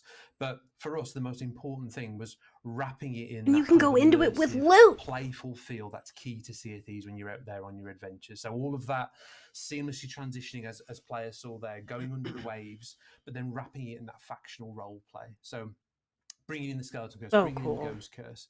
Some of that thinking, you know, we kind of laid the kind of track for that early on with the kind of bringing in the Reapers, but this is really celebrating the good and the evil of the world, the Reapers and the Pirate. Yeah, finding Lords, somebody who part of these wants new to fight you. factions. So Absolutely. getting to that PvP gameplay when you want it on demand. Also, if any, like, because if this is going to be an adventure, right, that circle, what happens to people who enter that circle who are not allowed? You know what I mean? Like, do you just get in? Do you bounce off the side? Are you like in a fucking Thunderdome? Do you, like, can Skelly ships queue up for this too and enter the match? Because I don't consent to that. I don't want that. But if they're in there, that's fine. They just get involved. They can third party. Dude, that's so cool. So it's not just like limited then. You know, like if you sail outside of the ring and your boat happens to, like, imagine a boat is waiting on the outside, right, for the perfect time to, like, strike. And you accidentally sail out because you're, you know, mismanaging your ship or you're overwhelmed or whatever. And then the boat that's on the outside just kind of like comes by, scoops up a little bit of the loot, you know, just. And goosebumps watching this. Hi, Aggro, hello! Dude, I was like in a cocoon. Like, I don't even know how to handle the emotions that I'm having in my body right now. I'm so excited. It could not be Tuesday fast enough. It could not be Tuesday fast enough. Also, hi, Kuro, welcome in. Dude, how fucking cool.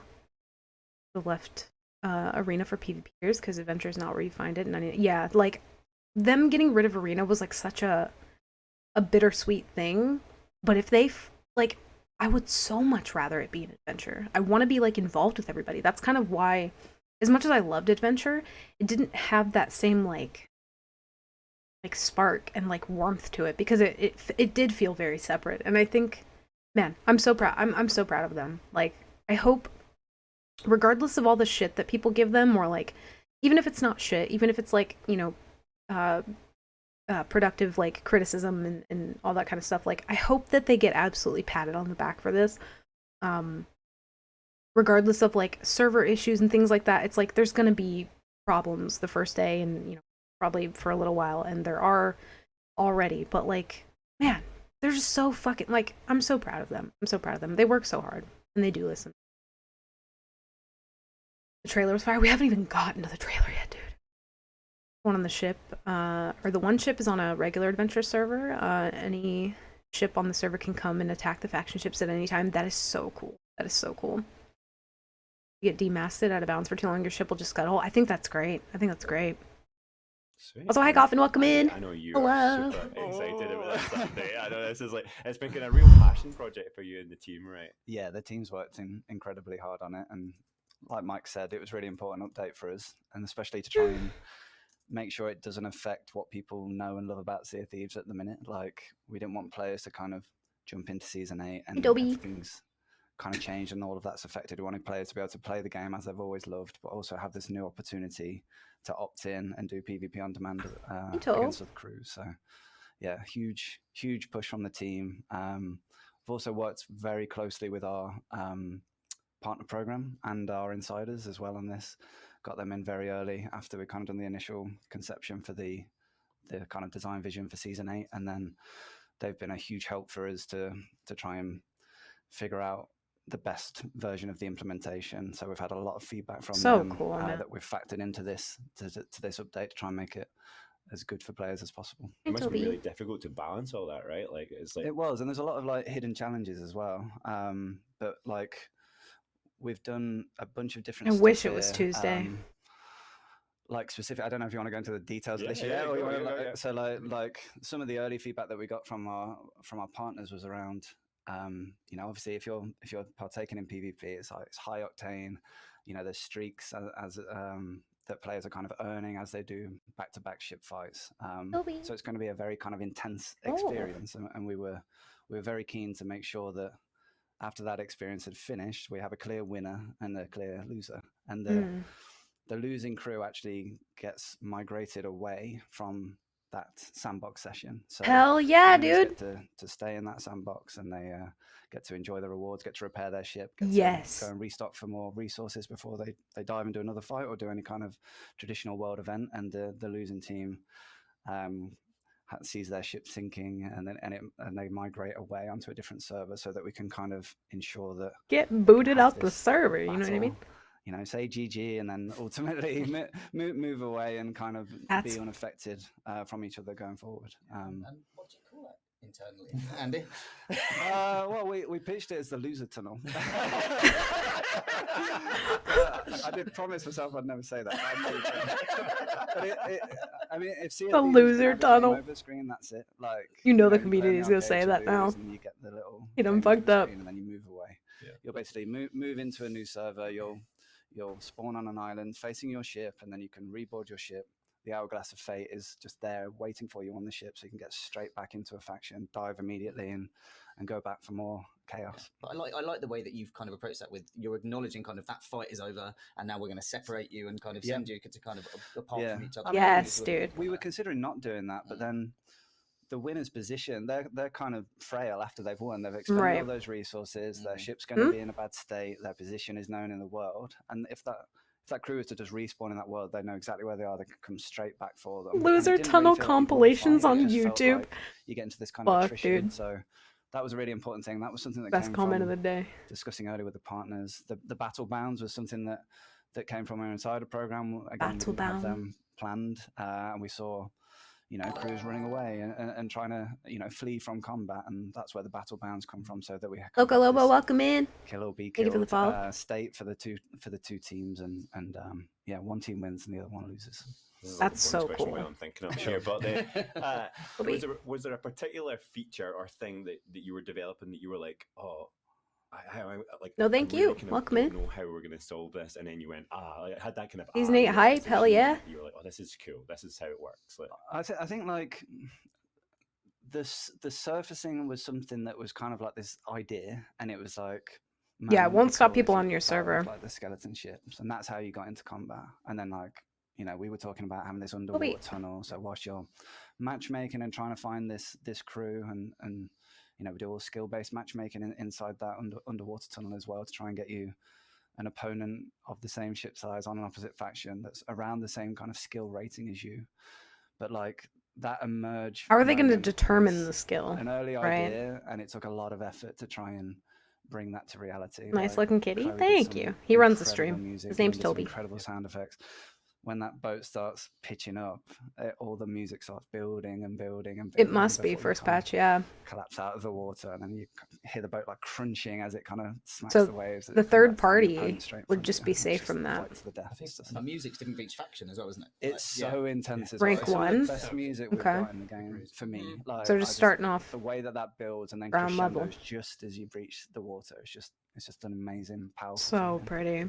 The thing that I think the team's so proud of is just that it's that great new way to play, great core gameplay. Get into the not what I thought if you want he to meant into these exciting by new way to play. Not what I thought. But it's got all of that storytelling and all of that immersion, like being on your ship under the water, catching sight of the Kraken, seeing Megalodon swimming past. That is so cool. Feels so rich. And I think from a gameplay perspective as well, that the moment her name's Phoenix. Oh, cute. So special. Oop the snoot for me. And this is not something you typically feel in Sea of Thieves, but that feeling of one more go. This is such a great short session experience where you can come straight into the game.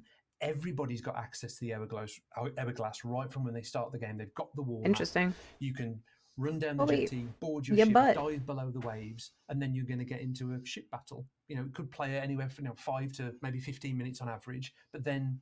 Do you stay in the world? Do you imagine the Shrouded Ghost swim past? Or I would cry. Something else, or do you just dive again straight away? So that feeling. Just dive again straight away. Like getting into that track and building up your streak. It feels so good to play, but it's not at the expense of that immersive sandbox. Like if you don't want PvP, it's not going to affect you. And it's going to be really interesting to see how this ripples throughout the sandbox. And for people who want PvP, they've now got this great outlet. I'm sure we'll still see emergent PvP battles, and we're kind of catering for that. I'm sure we can talk about that with the championships and all that great gameplay. But it just connects you to the gameplay you want when you want it. So fucking cool. Talking about we have the kind of gameplay, and we've talked about the mechanics, but we always love to like wrap our stuff in lore, and there's some heavy, amazing lore-based stuff. Championships, yeah. Right. So, Micah and Andy, or pass between you, like what? There's a skill-based matchmaking. Then there's a leaderboard. Yeah, I think that's the thing I'm excited about for too. Is going to be like if there's some sort of leaderboard where you can kind of like I was saying earlier, like the Reaper ledger stuff, where you can open it up and see who's at the top of the emissary ledgers. That's going to be really cool. It's going to be a really fun way for the PvP community to kind of like interact with each other, and like people can say Sea of Thieves isn't a competitive game. I think any game where you're fighting somebody can be competitive in like a loose term. Not that it has to be like some like super, I don't know, esports kind of thing, but like it'll bring a sense of like competitiveness and like friendly rivalry hopefully, and I think that'll be really cool. think they meant community events. It's going to be so much fun for community events. That's going to be so great. And also a lot of like, you know, people who create content and practice the fighting and just want the PvP all the time are going to be able to like mingle a lot more, which is fun. That's so fun. It's such a cool thought, you know? But yeah, it's absolutely a short session experience. And like they kind of added the sea forts as a way to do like a quick PvE session. But if you want quick PvP, there's really no way to do that until now, which is really fucking cool. To actually reduce the feel of toxicity in the game. I think I would hope so. I would hope that people would be a lot more like sportsmanly about it. But there's always going to be those people, so you can't like, you know, just completely discount them and say like, oh, you know, well, they're not going to be there. I'm sure they will be. But, you know, we'll always focus on like the good sides of things, which is what we do. But I'm excited, dude. I'm so excited. I'll just start with incentives if you lose. Maybe a little bit, yeah. Accident Not sure. In terms of what Adventure's just gone live and what the kind of the story and the wrapping is for Season 8. We knew that we were going to bring this battle in between the Reapers and between the Pirate Lord. So Welcome this back, Bunny. decision point that we've just seen play out with the Adventure is absolutely key to this. You've now got this idea of belonging to a faction and picking a side. So one way to look at it is this is a battle between skeletons of the Reaper's bones and the ghosts of Athena's fortune, and just that playful role play. So when that I think adding the roleplay part to it is pretty fun too. Adding like being able to have that exact element in PvP as well is going to be so fucking cool and like immersive as well, because like I don't know, it's just going to be great. Might have the side effect of people not letting in their crew because they're too far down on the leaderboard. That too, maybe, yeah. Honestly, only comp right as scrims. We host them weekly in our Discord, but Rare doesn't give us the tool to manually create balance. Yeah, and it's going to be so fun now that they allow you to do that. And like, if you don't have access to private servers, then it's a lot harder to set up those types of things. But this will make it a little bit easier. Even if like the challenge, right, will be to spike servers and get everyone together. But then once you do, I'm curious how that matchmaking is going to kind of work, because if it does boot people out, then how do you get like a new ship in? So I don't know, it's a lot to think about, but it is interesting. Manually create balance, gather supplies, split them and stuff. Takes teams and time, access, and private server. Yeah. Me and my crew were doing the last adventure, and we were tackling for it, and a streamer came up and sank us, and then was bragging. I mean, stuff like that always happens, Loco. Like, we talk about that a lot here, and I'm sure other streamers do as well. But, like, there's always going to be awful people anywhere you go, in a game, in the world, around the corner, down the street, in a coffee. You know, it's going to be everywhere. There are a lot more good pirates than there are bad ones. That'll always be the case. But yeah, I am sorry that happened to you. Sometimes, you know, people they just pipe up, and that's just unfortunate. Joe's face on the freeze frame? I know. They've been making some great faces this time around. Caused a crewmate to leave? Yeah, I'm sorry, dude. Gonna need a little ESPP at some point next week. Dude, I think the funnest part of this, I don't know if you can choose, but if I could queue up against other solo people, I'm having the time of my life. I didn't, if they said something about that, maybe I was too excited and I didn't catch it. But if I can queue up against, if I can say, hey, I want to queue up against bigger ships, I want to go solo v galley, like full crew galley, I want that option. You could finally 1v1 Arnbone. I wonder, dude, if you could queue up at the same time, I don't know if we have specifics like that. Oh man, I'm hoping we do. I am in the Discord, yeah. I should hit you up for that, Polly, because like I've been thinking about that a lot lately. When I was watching different like events that were going on right now with like different creators and stuff. I'm always a bit too shy to reach out for that sort of thing, but I would love to, dude. So I need to pay attention to the Discord more often. You have to earn it, but yes, you can go against bigger ships. Really? Okay. Maybe I missed that part because I was freaking out a bit. They did solo v solo, get a win streak of 4, choose a bigger boat. Really? I totally missed that part of my excitement. I'm gonna have to like go back and watch this later too, just so I can recap some things in my mind. But that is fucking amazing. That is fucking amazing. Ship bursts out of the water, and it's that I love that. Skeletons, and they've customized themselves. They've changed their head. They've changed their body. They've changed their lower body. It just makes it feel like that. it gives it that adventure role play that we always try and wrap it into Sea of Thieves. It's not just. I think that's great. It's I didn't something my tongue. that feels like it's got its. I think that's great. Everything about the game. We've gone like really deep on the kind of new environments that we've built as well as part of that lore building. We kind of have these faction hideouts now, expansion to the Athena's Fortune hideout that already exists. There's like this new entrance that you can kind of get access to once you've got enough allegiance with the Pirate Lord. Do we get to decorate a certain part of it? That's this big expansion with these kind of beautiful cutscenes where you get to meet our most beloved characters face to face, to receive those new curses. And then we've also kind of expanded the Reaper's Lair, the Reaper's Hideout, by adding the Reaper's Lair underneath it, so players will be able to have that kind of pirate legend moment. Cool. You know, all fresh again. Get to no worries, Jared. Bye. Deep into the belly. Thanks for hanging out. Thank you for everything. Explore its kind of many vestiges of power. It's safe drive. Very exciting. And there's a bunch of Hi, new Captain. characters down there as well, right? There is. I mean, I don't want to spoil it too much. We can't all stream snipe Coda. That's quitter talk. Quitter talk. I know most people like. It's funny because I can't imagine most streamers are like, hell yeah, stream snipe me. I don't want you to like do it in a malicious way, but like you guys who are here right now, who like we hang out all the time, absolutely stream snipe me, please. Do it. You won't. I would love that. I'm like open to it. I don't mind. But you know, you can't all stream snipe at the same time. That's if you think like that, not with that attitude. Need to watch the video, dude. Yeah, absolutely. Go back and watch it. Makes me so happy. I've slowly ranked Reaper over time, mostly through ESPPing and 75 Reapers. And you have 75 Reaper now? Oh shit. Oh, do you know I would? Oh, I know you would. You've successfully done it many, many times. So you can do it again. I'm not afraid. Dude, so I wonder if it would just be region-based, too. It probably would be, I'm imagining. Can't wait to catch you again on the seas. I know, dude. And this time, rank my way up. And if we got, like, a good solo fight, too, that would be really fun, because I'm pretty sure I ran into you when I was on a sloop with no supplies, and you were on a galley, if I remember correctly. I'm pretty sure that's when that happened. And I would love to be able to give you a better fight. I dream. I can't sleep at night sometimes, because like, god damn it, dude, if I would have had 10 more cannonballs. But I'm looking forward to it. Hell yeah, dude. I would love to run into you. I would die instantly. It would be such good practice, though. And man, I'm just looking forward to that so much. 54 on Reapers at the moment. Dude, you're getting there. Nice. Hell yeah. VPN beats region basing.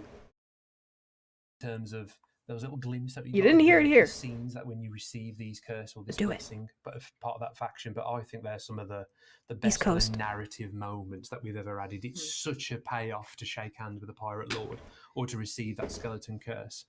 And like the environments that Andy's talking about, the new expansion to the Athena's Fortune hideout and the Reaper's Lair, it's in my invite opinion, option, some of the yeah. best environment we've ever done. The team have knocked that absolutely out of the park. 100%. And there's a responsibility of that. I think that when we first put in the Reaper's hideout and we had that hatch there, I think our players have often speculated what is below the Reaper's 100%. hideout, and we really wanted to pay that off in style. So it's like seeing this hidden world that you haven't seen before, and all these new wonderful characters like the Chronicler and the Bonesmith. Just how characterful the Bonesmith is, right? Yeah, and how he gives you all these new cosmetics. It's so cool. Like, and it's huge. What, the Bonesmith or the environment?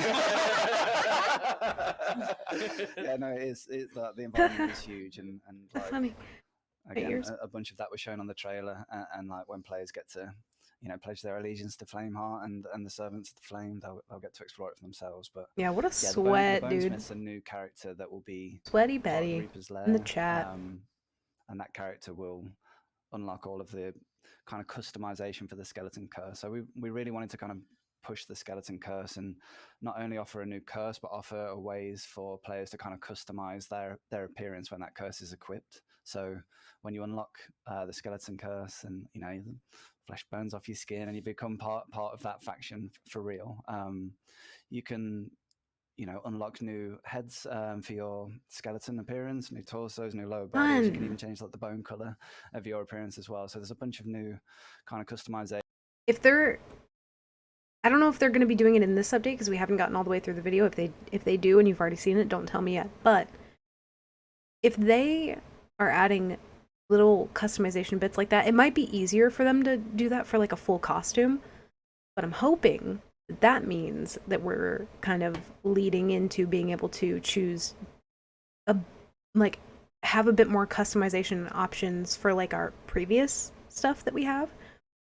And dear God, let me choose outfit presets. I feel like if they're figuring that part out and you can like change little bits and bobs, I feel like we're getting close to that.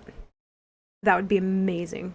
Honestly, that's not even me being like, oh, this isn't enough. This is so fucking much. So don't take that as like, oh, well, you just want more. It's like, I feel like that's a little nod to, they're kind of like, I feel like they're going to do that at some point. Sailing with a new pirate now and he needs cannon practice. I keep telling him how good Arena was for that. This is going to be perfect. It's going to be so good, especially for those days where like, you just want some good practice. You know what I mean? You just want to like shoot some cannons, you know? Okay. Give me 2 seconds. I'm going to AFK. I'm going to refill my coffee, grab a water, turn my air down.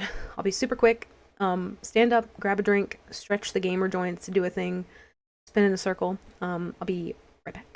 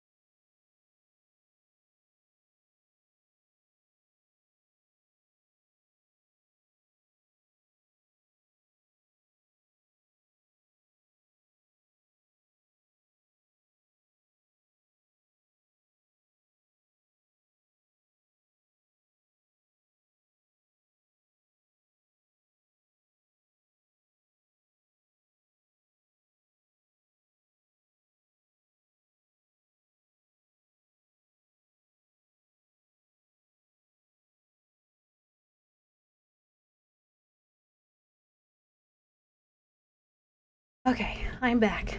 I'm back. I see what all the hype for the Peppy Mocha was about, because it's so fucking good. So good.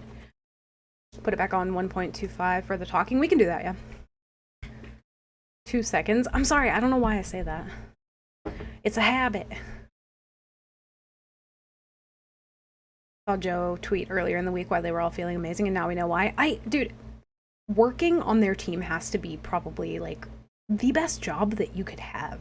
They're like, you can tell that they're like family and they're so passionate about it. Like, it must be the most fun job in the world. It really must be. All right, let's pause music. Get this shit going in 1.25. There we go. And permutations of how these crews are going to look together on the seas. It's very, very cool. We're very proud. Yeah. This update has got a bit of everything. So good. Doing PvP just as an adventure was something that we wanted to do. Wanted to do it in style. I think it's got some great environment work. Some of the best rewards we've ever done. The players have often asked for that skeleton curse, but doing it as part of these factions with all that with the barnacles, kind of cool way to play felt like the right thing to do. And the buzz in the studio for this, we're all so excited and can't wait to see what people think later on. Yeah, absolutely. And Joe, like, I know we've kind of touched on this, but like, what do you think it means for the sandbox in general? Yeah. So just before I hit that, I just wanted to say as well, I wanted to kind of chip in on kind of what the folks were saying here of like the amount of work that has gone into this across so many different parts of the team, the complexity involved in this, right? In building this kind of this matchmaking to new servers and with the skill-based stuff as well, like all of the complexity that's gone into this and the visuals, the audio, the gameplay, like it has been an immense undertaking and like you say, a passion project. But I think like kudos to everyone involved at Rare, you know, that has managed to kind of deliver this basically. I think they've just done an amazing job, right? And I think it's going to blow people away when it comes out. And thanks to the partners and the insiders and everyone that helped us kind of craft this too, because it's just something that I think everyone should be incredibly proud of. So I just wanted to say that because I think it really matters. Like it's just it's been so much love and energy poured into this. So what was the question? Something about how does it change the sandbox? How does it ripple out, as Mike said? Yeah. So like the headphones, their headphones, right? yes, with the Sea of Thieves logo. People that are opting into this, the kind of you are ultimately you want some PvP, right? You want this kind of action, but the fact that it's taking place in the shared world means that other players can kind of see it going on, right? You can get your little crowd, you can get your little audience kind of watching on, or even people can sail in and kind of engage with this, right? Like because it's in the shared world. And so I just think the fact that we've brought this experience and it's into Sea of Thieves, it's into what never changed, Joe. Means there's still going to be loads of that unexpected kind of nature and things that can happen as part of this. So there's still going to be really interesting stories, really interesting moments that happen as part of this, which is just again, just what is special and testament what Sea of Thieves is and how smoothly this has been integrated into it. And I'm fascinated, you know, first of all to see how many people are going to go and get hundreds of wins in a row, right? Who's going to have the world record? But how's that going to go backwards and forwards? But then what other stories are we going to see as part of this campaign? Like I just think it's again just masterfully integrated as always into what Sea of Thieves is. So I'm interested to see. He just say so himself. Yeah. I was praising you guys. No, but honestly, I love how. Let me just say real quick. Whenever they laugh, they're like in sync with it. They don't laugh longer than everyone else laughs. Like they have like their bout of laughter and then it's done. Like ha ha ha, and then they're all like I feel like they're all so in tune with each other. Like they laugh the same amount of time. You know what I mean? It's so cute. Hope I can find people to do PvP regularly. Oh, I'm sure you will be. I'm sure. I know you believed in this, right? You've been so passionate about all of this, but you know, across the team, there's so many people to name. I mean, like Andy Finch's team, the environment team, the audio team, Guillaume, Kate, everyone put so much love into services and matchmaking. Exactly. And like everybody. You feel the buzz on the team, right? Yeah. I saw like Glenn tweeting today, just so passionate about all this work that's been done because I think it's because Boulder's killing me. Everything in it. It's pulled everything across the team. It's that new way to play, which pulls in services. It brings in new architecture, but then all the rapping, all the environment art, all the music, like this update to me has kind of like refresh the idea. This team is at the top of its game, and like I think we should be so proud of everyone that's worked on this update. So 100%. Can't wait to see it go live and see what people think. Absolutely. When you said that about emergent moments, I'm just waiting for the first person who is tucked on a ship that they don't know. Do they get booted? I'm sure they get booted out. All of the things you can't even imagine happening, right? Yeah. It's just going to be great. That's going to be so and just funny. To finish before we go over to our lovely portraits again and see Hitbo and Beardley. Andrew, you know this subject better than anyone. What are some of the highlights that you've seen the content update video a few times? What are some of the highlights for you that maybe just didn't pop up there that you're like, oh, this is a cool little thing that you might have missed or someone might miss? I think there's a lot to take in on that trailer. It's like 8 minutes long. There's a ton of stuff in there, but I think it only really scratches the surface of how it's going to play out in the sandbox for me. Like, obviously, we spoke about PvP on demand. Players that want to have combat immediately can now just jump on their ship, vote to die. More music, into a fight, like immediately. That's a short session experience that we've wanted for so long in Sea of Thieves. I'm sure we'll continue to build on that in the future. But like, for me, like personally as a player and how I kind of see myself playing this is that longer term game of how this can become part of your everyday sessions in the Sea of Thieves sandbox. Like, you don't have to just actively go out attacking. You can defend as well. You can, vote to join the Pirate Lord, the Guardians of Fortune, and then you can just play the game as you've always played, knowing that eventually a Reaper's going to come hunting for you, and that's going to change your experience. And the stuff that Joe and Mike have been talking about the intricacy of the design of this specific season, we've tried to ensure that everything kind of adds to that. So if you're playing as a captain, you can join a faction. There are new milestones, there are new alignments for you to go and can't wait for the trinkets as a captain that are all based on the kind of PvP milestones we're showcasing in Season 8. You can play as an emissary as well, and you get emissary grade for sinking ships of a rival faction. That's a quick way for them to progress their emissary, and then the emissary rewards modify the hourglass value as well. But then, like, if you're just doing world events and stacking treasure on your ship, like players play Sea of Thieves, when you get invaded by another opponent and you defend your ship with honor and you fight that ship and defeat it, you'll actually earn more allegiance for your faction based on the amount of treasure that you had on your ship. And I just love how that could play out. Like, you could be, you know, playing aggressively, you go and attack, you dive, you know, face off with you got a ton of treasure on your ship. Let's say you probably wouldn't happen. Let's say I take you out. He said you'll lose. You're already shit talking. Rolls on deck laughing. Take that treasure aboard my ship. My treasure grade will go up, and then I've got a decision then to make. Do I want to dive, and like, you know, potentially lose that bonus, or do I want to switch and play more passively, where I, you know, continue finding more treasure, putting it aboard my ship, and wait for my next opponent to burst out of the ocean? Because if they do and I sink them, I'm gonna get loads of allegiance for that. So I just love that interplay of how. Yeah, you can switch. That's so interesting. Between attack and defense. I could talk forever. I'm sorry. I talk forever about this. I love hearing him talk. Because you can tell, like, he plays the game. Cut over to our creators here. I think we're gonna try and get that Hippo and Beardly back. I think another thing that Andrew said, what was it just now? I'm losing my train of thought. Gonna make sailing so much safer. You're gonna get attacked less. Oh, I don't think that's the case. I don't think that's the case at all. I don't think it's going to make sailing much safer. I don't think. But yeah, you can tell that they love the game. He said one thing that made me... What was it? I don't remember.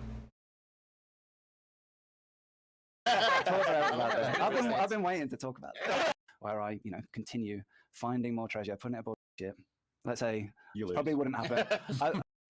When you get invaded by another opponent and you defend your ship with honor and you fight, like, if you're just doing world events and stacking treasure on your, you can play as an emissary as well, and unlock new trinkets, new rewards. As a captain, the trinkets thing.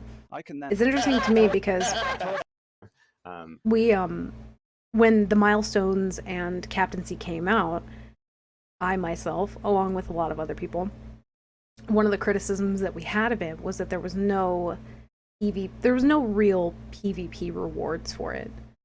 And it makes a lot of sense why. And it's cool to know that, like, they didn't leave us out of that equation. They thought about that. It was just coming at a later time. So I think we all need to, including myself, need to learn to be more patient, because everything that I've ever thought about being in the game since the time that I booted up the game for the first time, because I think that's the fun fucking crazy part about this game, is when you're playing it, you have so many ideas of, like, man, I wish this was in the world, or I wish, you know, we could have this or that. And honestly, a lot of the stuff that I used to talk about, like, I remember shooting cursed cannonballs up in the sky and being like, wow, like, they're fireworks, you know what I mean? And then they add fireworks. Or like, oh man, I wish I didn't have to, like, hop off my ship to get the loot. Like, man, what if we had harpoons? You know what I mean? What if we had, like, a harpoon gun and now we have harpoons? So it's like all the things that we're thinking about and that we're being impatient for. Man, it just goes to show every single time that they do a content drop that they're listening and they know what their players want and they know what's best for the game. And it's just, it's so good to see. It's so good. She left with no interest. Yeah, they planned it all along. So, like, the fact that we didn't have any PvP milestones for captaincy makes a lot more sense now. Makes a lot of sense. Do you think this update buys Rare more good faith for future updates? I think it gives them... I mean, sure. I think it gives them a lot more breathing room, too, because, like, this is a huge content drop. Also, hi, AC, hello! This is a huge content drop, and so it's like... I've said this a million times, but they don't... Especially when they do shit like this, but it's like they don't need to constantly be adding new content to the game. They just need to make the old content feel new. They need to go back and rework old content, and they're doing that. That's kind of what Captaincy was all about, reworking a lot of the old stuff, making you revisit old content. And this is very much, in, like, the most insane way fucking possible, making old content new and more exciting and fun. They're not reinventing anything.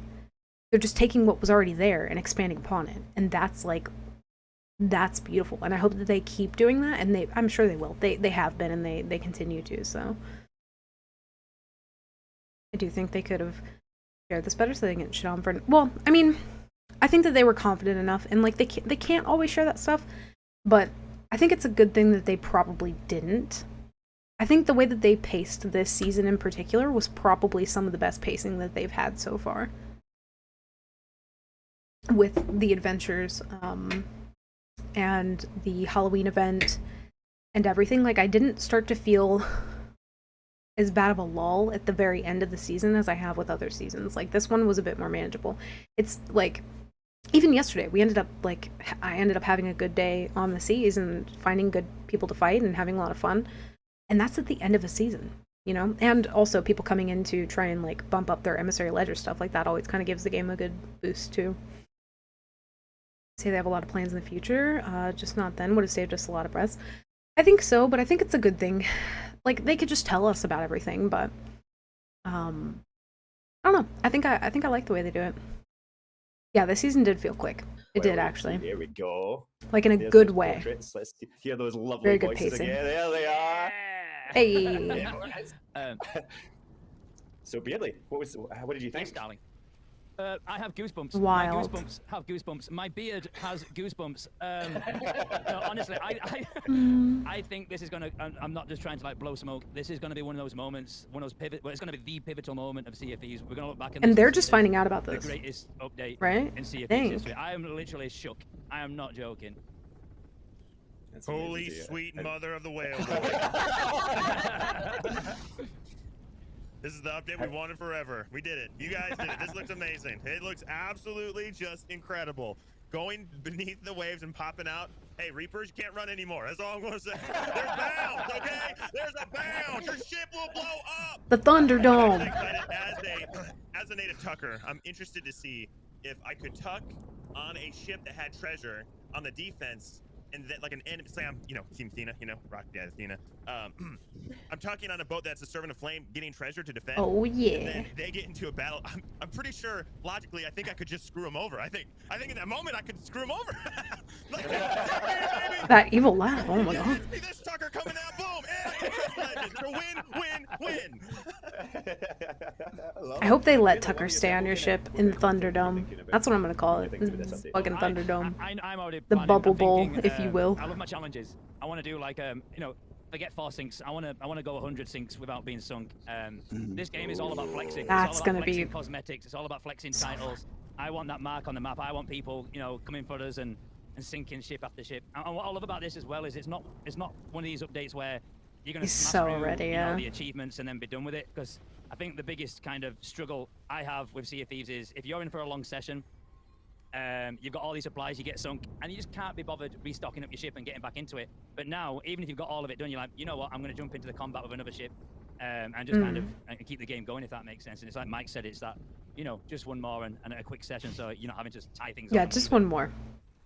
As if they could make Sea of Thieves any more addictive.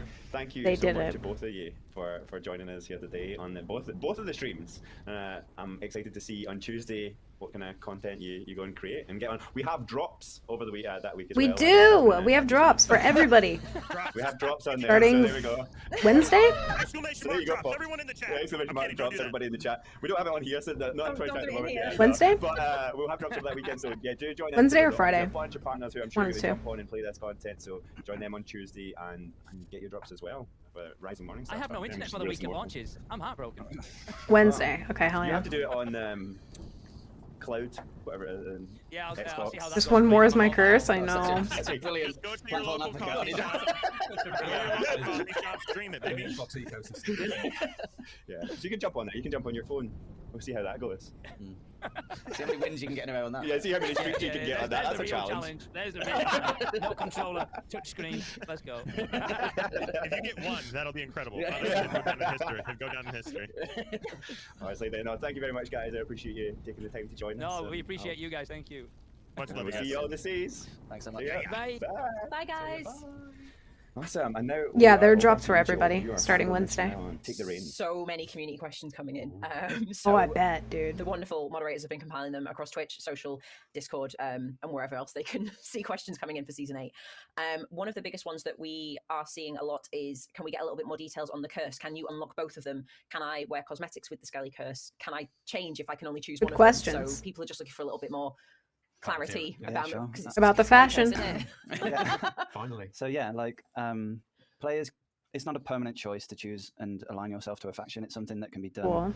each session, and even if you sync within a session, you automatically leave your faction when you sync, so you can get on your ship and choose to fight for the opposing faction if you want. So we wanted Yeah, the players to be Morning able Star to stuff.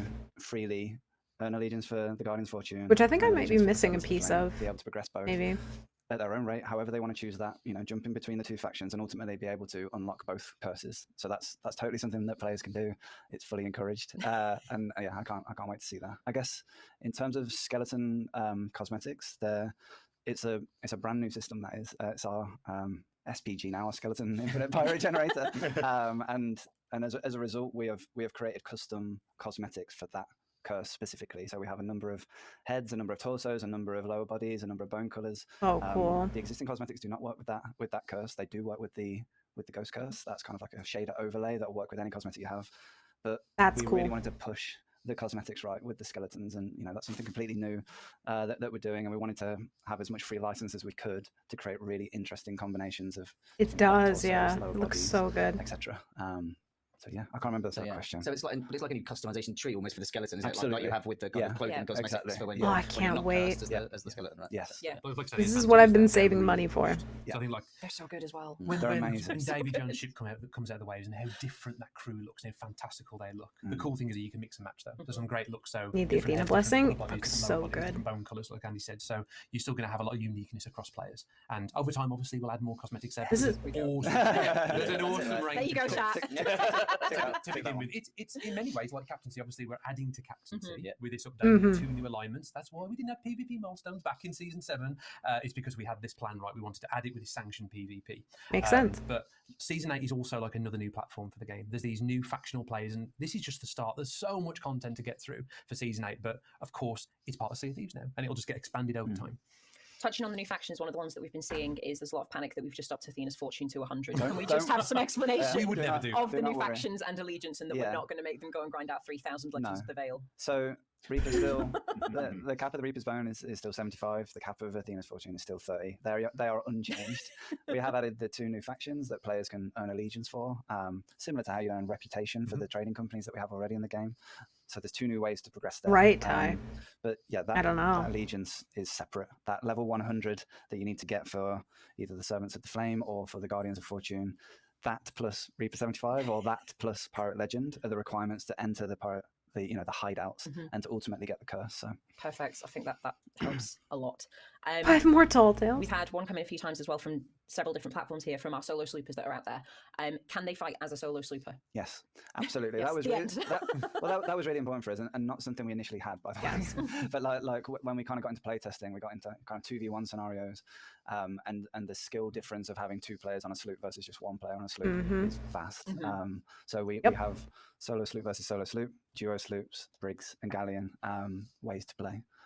Yes. And players can opt to fight a larger ship should they want that challenge, because I can Hell see our and our hit bows and things very much being like, we're going to go galley hunting. Yeah, exactly. So you have like the streaks that we kind of touched on at the start, but each ship that you sink, your streak count goes up, and then you get is it higher for more streak multiplier for each ship that you've sunk, kind of like the emissary grade and how that works, where the higher you push the grade, the more rewards that you can earn for sinking ships in the future. Very similar concept. So that maxes out at 4, like the multiplications, how much allegiance you can earn for sinking ships, but that cap of the streak, that's unbounded. So players can push that as far as they dare to try and get these kind of high scores across the seas. But when you hit that 4, that's when you become a champion for your faction. And that, like when you unfurl that wall map on the captain's cabin table, before you're at 4, that's just like the single skull and crossbones icon. You and your crew can vote to dive. That will matchmake you against someone of the same ship size as you, same number of players on the ship. And then when you get to 4, you get a second option that appears on the war map, and that allows you to fight bigger ships than your own. So you can kind of take on that additional risk and try and neat. take on bigger ships. That's really good to know. That's going to be so exciting. The other one is obviously we're merging season 8 in seamlessly with the adventure. So what happens if another ship sails into the battle area? Other ships can sail into the battle bounds, and like Joe said, they can have these kind of intense moments. So the 2-player ships that are invade one another, or if someone gets invaded passively, they have the battle bounds around them. But this is me. Hi, it's the problem. It's you. So you could go and back up your or you're the problem. It's you. And try and work together to take out the Guardians of Fortune. That can totally happen. That's part of the stories we wanted to allow players to create. Right, like in the world, we wanted to make sure we had a rich, palette of stories that could happen by putting this feature into the shared world of Sea of Thieves. And celebrate that choice that you've made in that session. It's a big reason why you've got those awesome kind of figurehead, kind of glowing effects at the front of the ship, and based on your streak, those get even more visually impressive. So, telegraphing to other players in the world your success and what you've done previously. And obviously when you reach that kind of 4 streak, you're then marked as a championship. So I wouldn't say it's going to happen every time, but we still want that chance for that emergent story to happen where you might get an unexpected ally or an unexpected opponent. But yeah, the whole being a skeleton, being a ghost, seeing those figurehead effects, it's all about celebrating and making it a really cool moment when you play this way. Yeah, just sorry to the champion bit as well. So if you choose to pick, when you get a champion, if you choose to then play on like a smaller ship and go in and play and fight bigger ships, I just love the moment on the other side where you're in a galleon and you're expecting a galleon and then this little sloop pops up and you're like, oh no. Because you know that person. It's just one guy, bro. It's just one guy. What's one guy gonna do? Like, they're probably pretty skillful. They're looking to test themselves against you, and it's like, all right, just one guy, bro. So you're not sure what to expect. I'm just doing a quick sweep now for. But they're the ones that we've definitely been seeing come through the most. As always, it's about fighting and cosmetics. Why not? Why not? There's one guy. Yeah. No, I need one. I need a shirt that says that. Pages of them, so those are the top ones. Just one guy. Well, absolutely. I guess if that is all the questions we have now, it's probably about time to wrap up because we have lots still to come over this weekend. We've got more to share with everyone. More? But first of all, I just want to obviously. I don't know if you could share more with me. And thanks to everyone here who put this stream together, is that who joined it? us on the stream today, but also a massive thank Impetuous. you. I know it was reiterated there, but we gotta really talk, my guy. For the team, and they really want to put an amazing experience out for you, the players. And basically, it's going to be out. Like, the crazy thing about it is we've announced it so close. Just wait, Impetuous. Coming out. It's out on Tuesday. It's literally only a few days away, so it's super exciting. I'm so tired. I'm sorry. You really don't have long to wait. I bet this will make you feel better. How many sleeps? 4 sleeps. 4 sleeps. 4 sleeps. 4 sleeps. Our 2 prime ministers. So anyway, I look forward to seeing you all out on the waves on Tuesday, the 22nd of November, when the season 8 will be launching, and hopefully there's somebody there to carry me and help me on my wee Geo sloop or my Fenton brig, like my Fenton brig there. Yeah. But thank you again to everyone for tuning in, and we'll see you all on Tuesday. Thank you. Bye. Goodbye. Bye.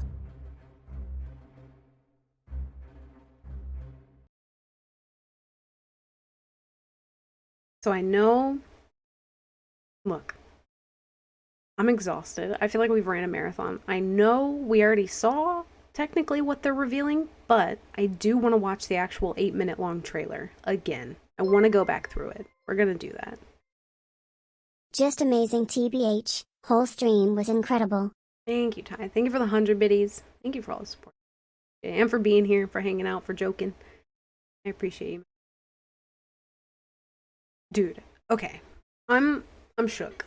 I'm turning into a shrimp. Can we get a shrimp check in the chat? Look, we're gonna watch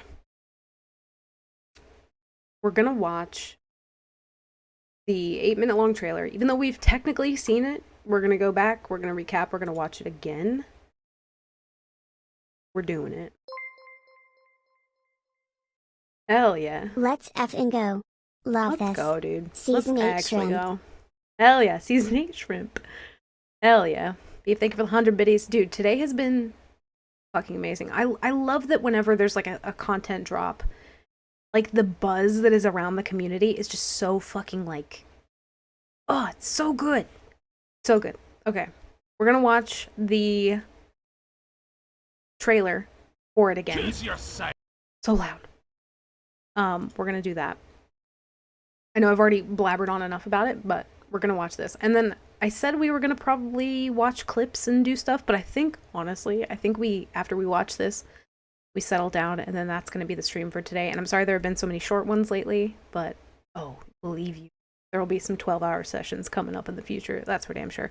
And tomorrow I will be sailing with Rogers, which is gonna be really, really fun. I sailed with him actually last weekend, and it was great. We had a good time, so we're gonna do that tomorrow as well. Let's go ahead and watch this. Impetuous, you better be looking. I'm waiting for you to tell me you're looking. You better be. You need to prepare mind, body, and soul for the night. Dude, I'm gonna go so fucking ham, and I know a lot of other people are as well. Okay, Impetuous, watch this shit. Watch it. And get ready to fight. It's time to put your skills to the test in the battle for the Sea of Thieves. Explore thrilling new locations and earn some incredible cosmetics. Look at those beautiful things. Coral, Ashen, Athena's Blessing, and then, or wait, is that Athena's? I don't know. But look! So load the cannons and sharpen your cutlass as we explore the depths of Sea of Thieves Season 8. Below the fucking water, we dive in. Hell yeah! Hell yeah! To opt into on-demand Hell yeah! Thank you for the 200 biddies. Hell yeah! Explosive ship battles that all take place in the shared world of adventure. You'll be fighting for one of two opposing factions: the Guardians of Fortune, who are loyal to the Pirate Look at Lord that. and his allies, and the Servants of the Flame, who pledge themselves to Flameheart and the Reaper's Bones. We're going down, boys. We're going down. Lower the elevator. Ground floor.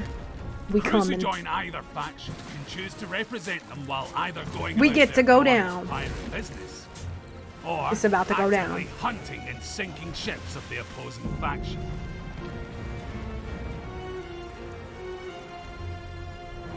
And this all begins with the Hourglass of Fate. Found on the captain's table of each ship, you and your crew can use it to choose which faction you wish to fight for. Though be warned, by voting to represent a faction, a crew is effectively marking themselves as ready and willing to engage in PvP combat. This means so that you excited! can be actively hunted by ships of the opposing faction. But if you want to go on the offensive and hunt opposing faction ships yourself, then look no further than the war map on the captain's table. Use it to seek We'll be out doing the foes. giveaway soon, Kuro. Then, dive below the waves. If you don't already have the emote, be giving it away after this.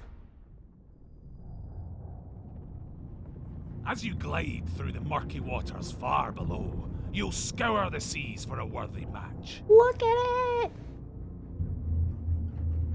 You can use this There. to ensure you and your ship are ready for the Wait. battle ahead. I'm not into math jokes, but I could make one if I'd have to. I'm pinning that. Absolutely pinning that. How long? For 2 minutes. It's pinned. You win. You win today. You win today. Thank you. And once an opponent has been found, you'll ascend from Claps the in depths chat for Mayor. Thank you. and burst out from below the waves. The opposing faction ship will be directly ahead of you. So ready the guns, and let battle commence. Oh, but that's not all. Both you and your foe will be placed within a designated battle area, In the Thunderdome! which is visible on your ship's map. If you stray out of bounds, the Hourglass of Fate will start to become unstable, and you'll see a warning urging you to return to the fight. If you continue to leave the area, your Hourglass will be destroyed, sinking your ship, and your opponent will be declared victorious. Winning battles by sinking Suck it, opposing Reaper factions Runners! will reward you in several ways. Each successful battle will make your Hourglass of Fate more valuable, so the more ships you can sink, the more gold you receive when you vote to leave the battle at an outpost. Bounty You'll also system. earn allegiance. This represents the deeds you've done on behalf of either faction, similar to the experience you earn for the trading companies. If you're able to sink multiple foes in a row without being sunk yourself, you will start to build up an allegiance streak. As the streak, streak, gets you larger, say? so too does the allegiance you'll earn from your victories. Reaching an allegiance streak of 4 will mark you as a faction champion, and your position will be displayed on the map table for all to see. Defeating a faction champion earns you slightly more allegiance and a lot more Hourglass value than would normally be Bounty awarded. system. In place. It's a go. So you can expect to find courageous crews heading your Happy way flaps. to try their hand at sending you to the ferry.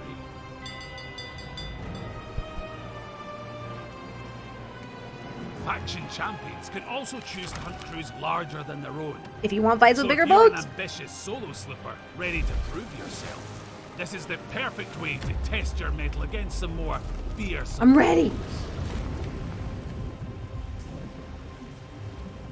Though sinking ships isn't the only way to earn allegiance. When you bring treasure aboard a faction ship, you'll gradually increase your treasure grade. The more valuable the item you bring aboard Uncapped. is, the more your treasure grade will increase. I think. And if you can successfully defend against and defeat rival faction ships while this treasure is on board, you'll earn even more allegiance for each ship cool. sunk. When you leave the battle by voting at an outpost, your current treasure grade will increase the amount of allegiance you receive. You can even 42,000? choose to sail as an emissary while also representing your Are we faction, showing them muscles? potentially netting even I'm ready to greater solo sloop. rewards. The higher your emissary grade, Arm the wrestle more me. your hourglass of fate will be worth You when won't. you choose to leave your faction. However, choosing this style of play will make you an even more valuable target for ships from the opposing faction, so best be on your guard. With Season 8, we're also adding 2 new alignments for the captains of the Sea of Thieves. Complete the milestones to unlock new trinkets, Look at those trinkets. crests, and other faction-themed cosmetics. And as you build up allegiance with one or both factions, you'll unlock some spectacular rewards for both sides. At Allegiance level 100, you'll also gain access to special Allegiance faction-only 100, parts of oh the my Athena's God. Fortune Tavern, or the Reaper's Lair. So long as you're also a pirate legend or level Music 75 does slap. Reaper, that is. These secret areas offer a number of exclusive rewards, some of which are literally life-changing. The Guardians of Fortune will grant you the blessing of Athena's fortune. End game content. For the win, dude. Allowing you to take on the look of the various apparitions found within the Sea of Thieves. And if you travel into the Reaper's Lair, far below the Reaper's hideout, you can take part in a ritual to transform your soft, fleshy body into something altogether less alive.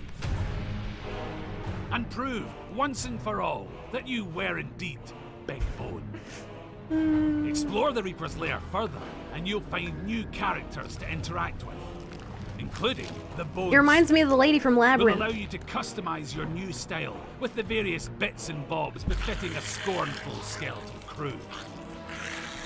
And Look of at him. course, with a new season comes new rewards, with over 100 levels of incredible items to unlock. Ooh, the Includes hair. some slick new clothing options. There's even new emissary rewards. So there's boatloads of shiny new goodies to strive for. And there's also a new plunder I know, pass, Impetuous. available as an optional purchase, where you can unlock some macabre cosmetics crafted on a midnight dreary, with the Ravenwood ship set and costume. So cool. Not only that, but by completing this season's plunder pass, you'll earn 1,000 ancient coins. 1,000 And of there's even more blues. available in the Pirate Emporium. 500 From a coins? ship fit for a king to a costume Times perfect 2? for those who are hungry for battle. There's even trinkets to celebrate the games of Rare's past. I want a Star Fox So pop on in and trinket. discover what sparkling surprises lie in store. So get ready to earn allegiance for factions of fate. Uncover new rewards in never-before-seen The locations. gold pouring out? I know. And engage in the dramatic PvP action of Sea of Thieves I want it. Season 8.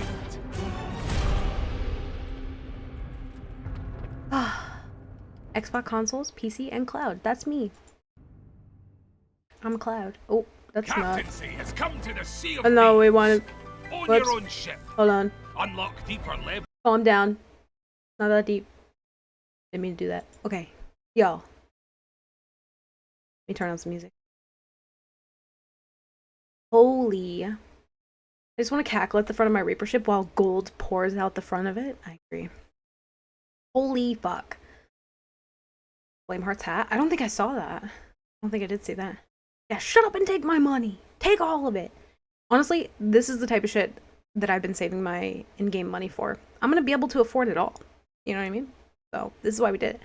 But on that note, I'm going to go ahead and do the giveaway for, let me get my hand out, for the coffee emote code. I have a bunch of them, so probably during drops, I'll be giving away those too.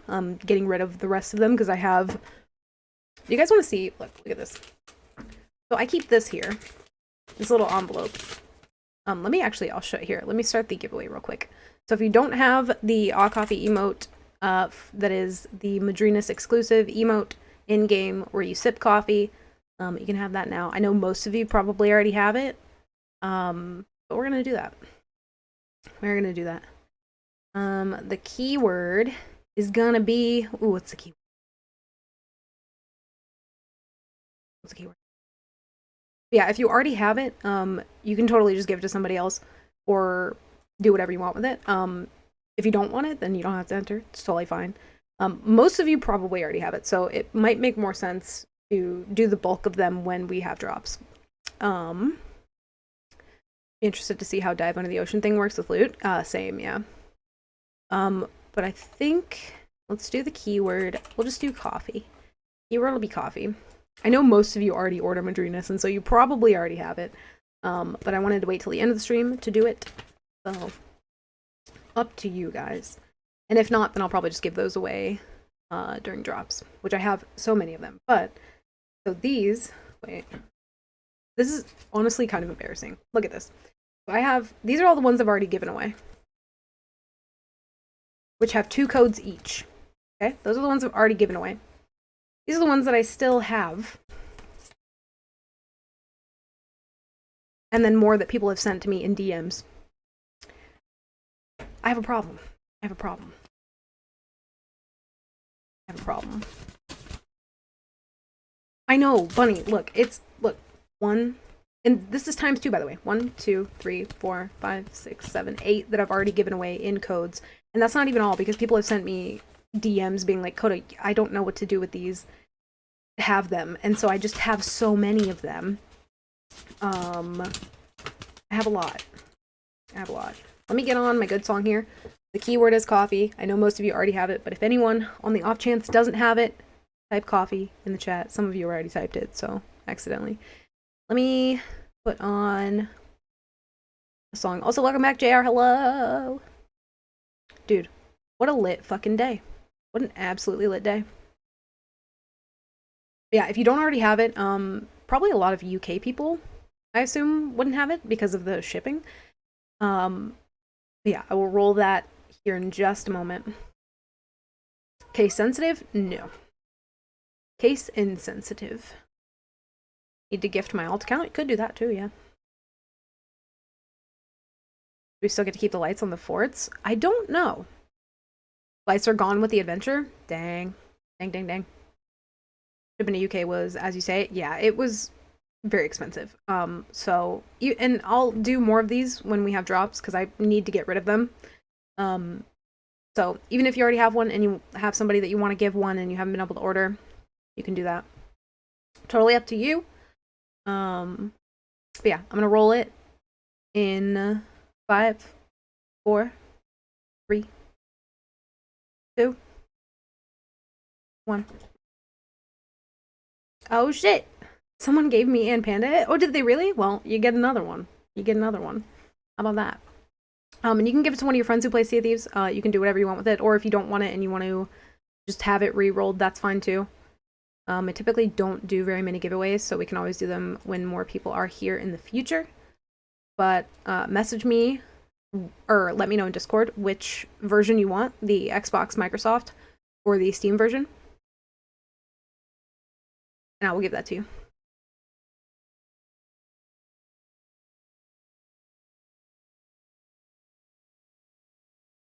Toby's like, Mom, stop. Give it to my little bro. Does he play Sea of Thieves? Fun dude. Also, Ish, if you don't have it, just message me. I have extras, so if you don't have it, just message me. I can do a giveaway for both. Because we don't have many people that don't have it at this point. So let me know in Discord if you are in there. And we'll just give away 2. He looks like he was being rocked to sleep. Toby, did you like that? Do you like to dance, dude? Okay, y'all. on that note, I'm not going to play Sea of Thieves today. I think that would be a sin and a shame to today. So I'm not going to do that. But thank you guys for hanging out for a little watch party. That was honestly a lot of fun. I really enjoyed that. And thank you guys for being here, for all the support. Really, it does mean the world. And I know I haven't like officially said this yet, because I had kind of waited for some different things to kind of, you know, there was a lot going on past like month or so for me. But thank you guys for all the support. I'm full-time streaming, and that's wild. It's wild. So thank you guys for all the support that you've given to me, to the stream. For being here, for hanging out, lurking, chatting, literally everything. Yeah, because of you guys, I've been full-time for the whole month of October. Yeah. Absolutely. Hey Thank Coda, you, dude. we appreciate you. Have a great night, everyone. Thank You are Beef. awesome. You're awesome. Thank you for the 200 biddies. And Ty. Let's go. Congrats. Thank you, Ty. Thank you for the 100 biddies, and thank you guys for all the support. I didn't want to say anything because I had a lot of situations and things that I had to kind of sort out. And I didn't want to like jinx anything or whatever, but because of you guys and the like just an insane level of support you guys have shown me. Yeah, October was, well, the end of October was completely full-time, and been full-time for about a month now. So thank you guys for that. I'll never be able to thank you guys enough for giving me something to look forward to, for making all my dreams come true, for just being amazing, wonderful people. Thank you for hanging out. I'm gonna go see, let me see who's live right now. I'm sure there are a lot of people who are live at the moment, enjoying all the hype. So we're gonna find somebody.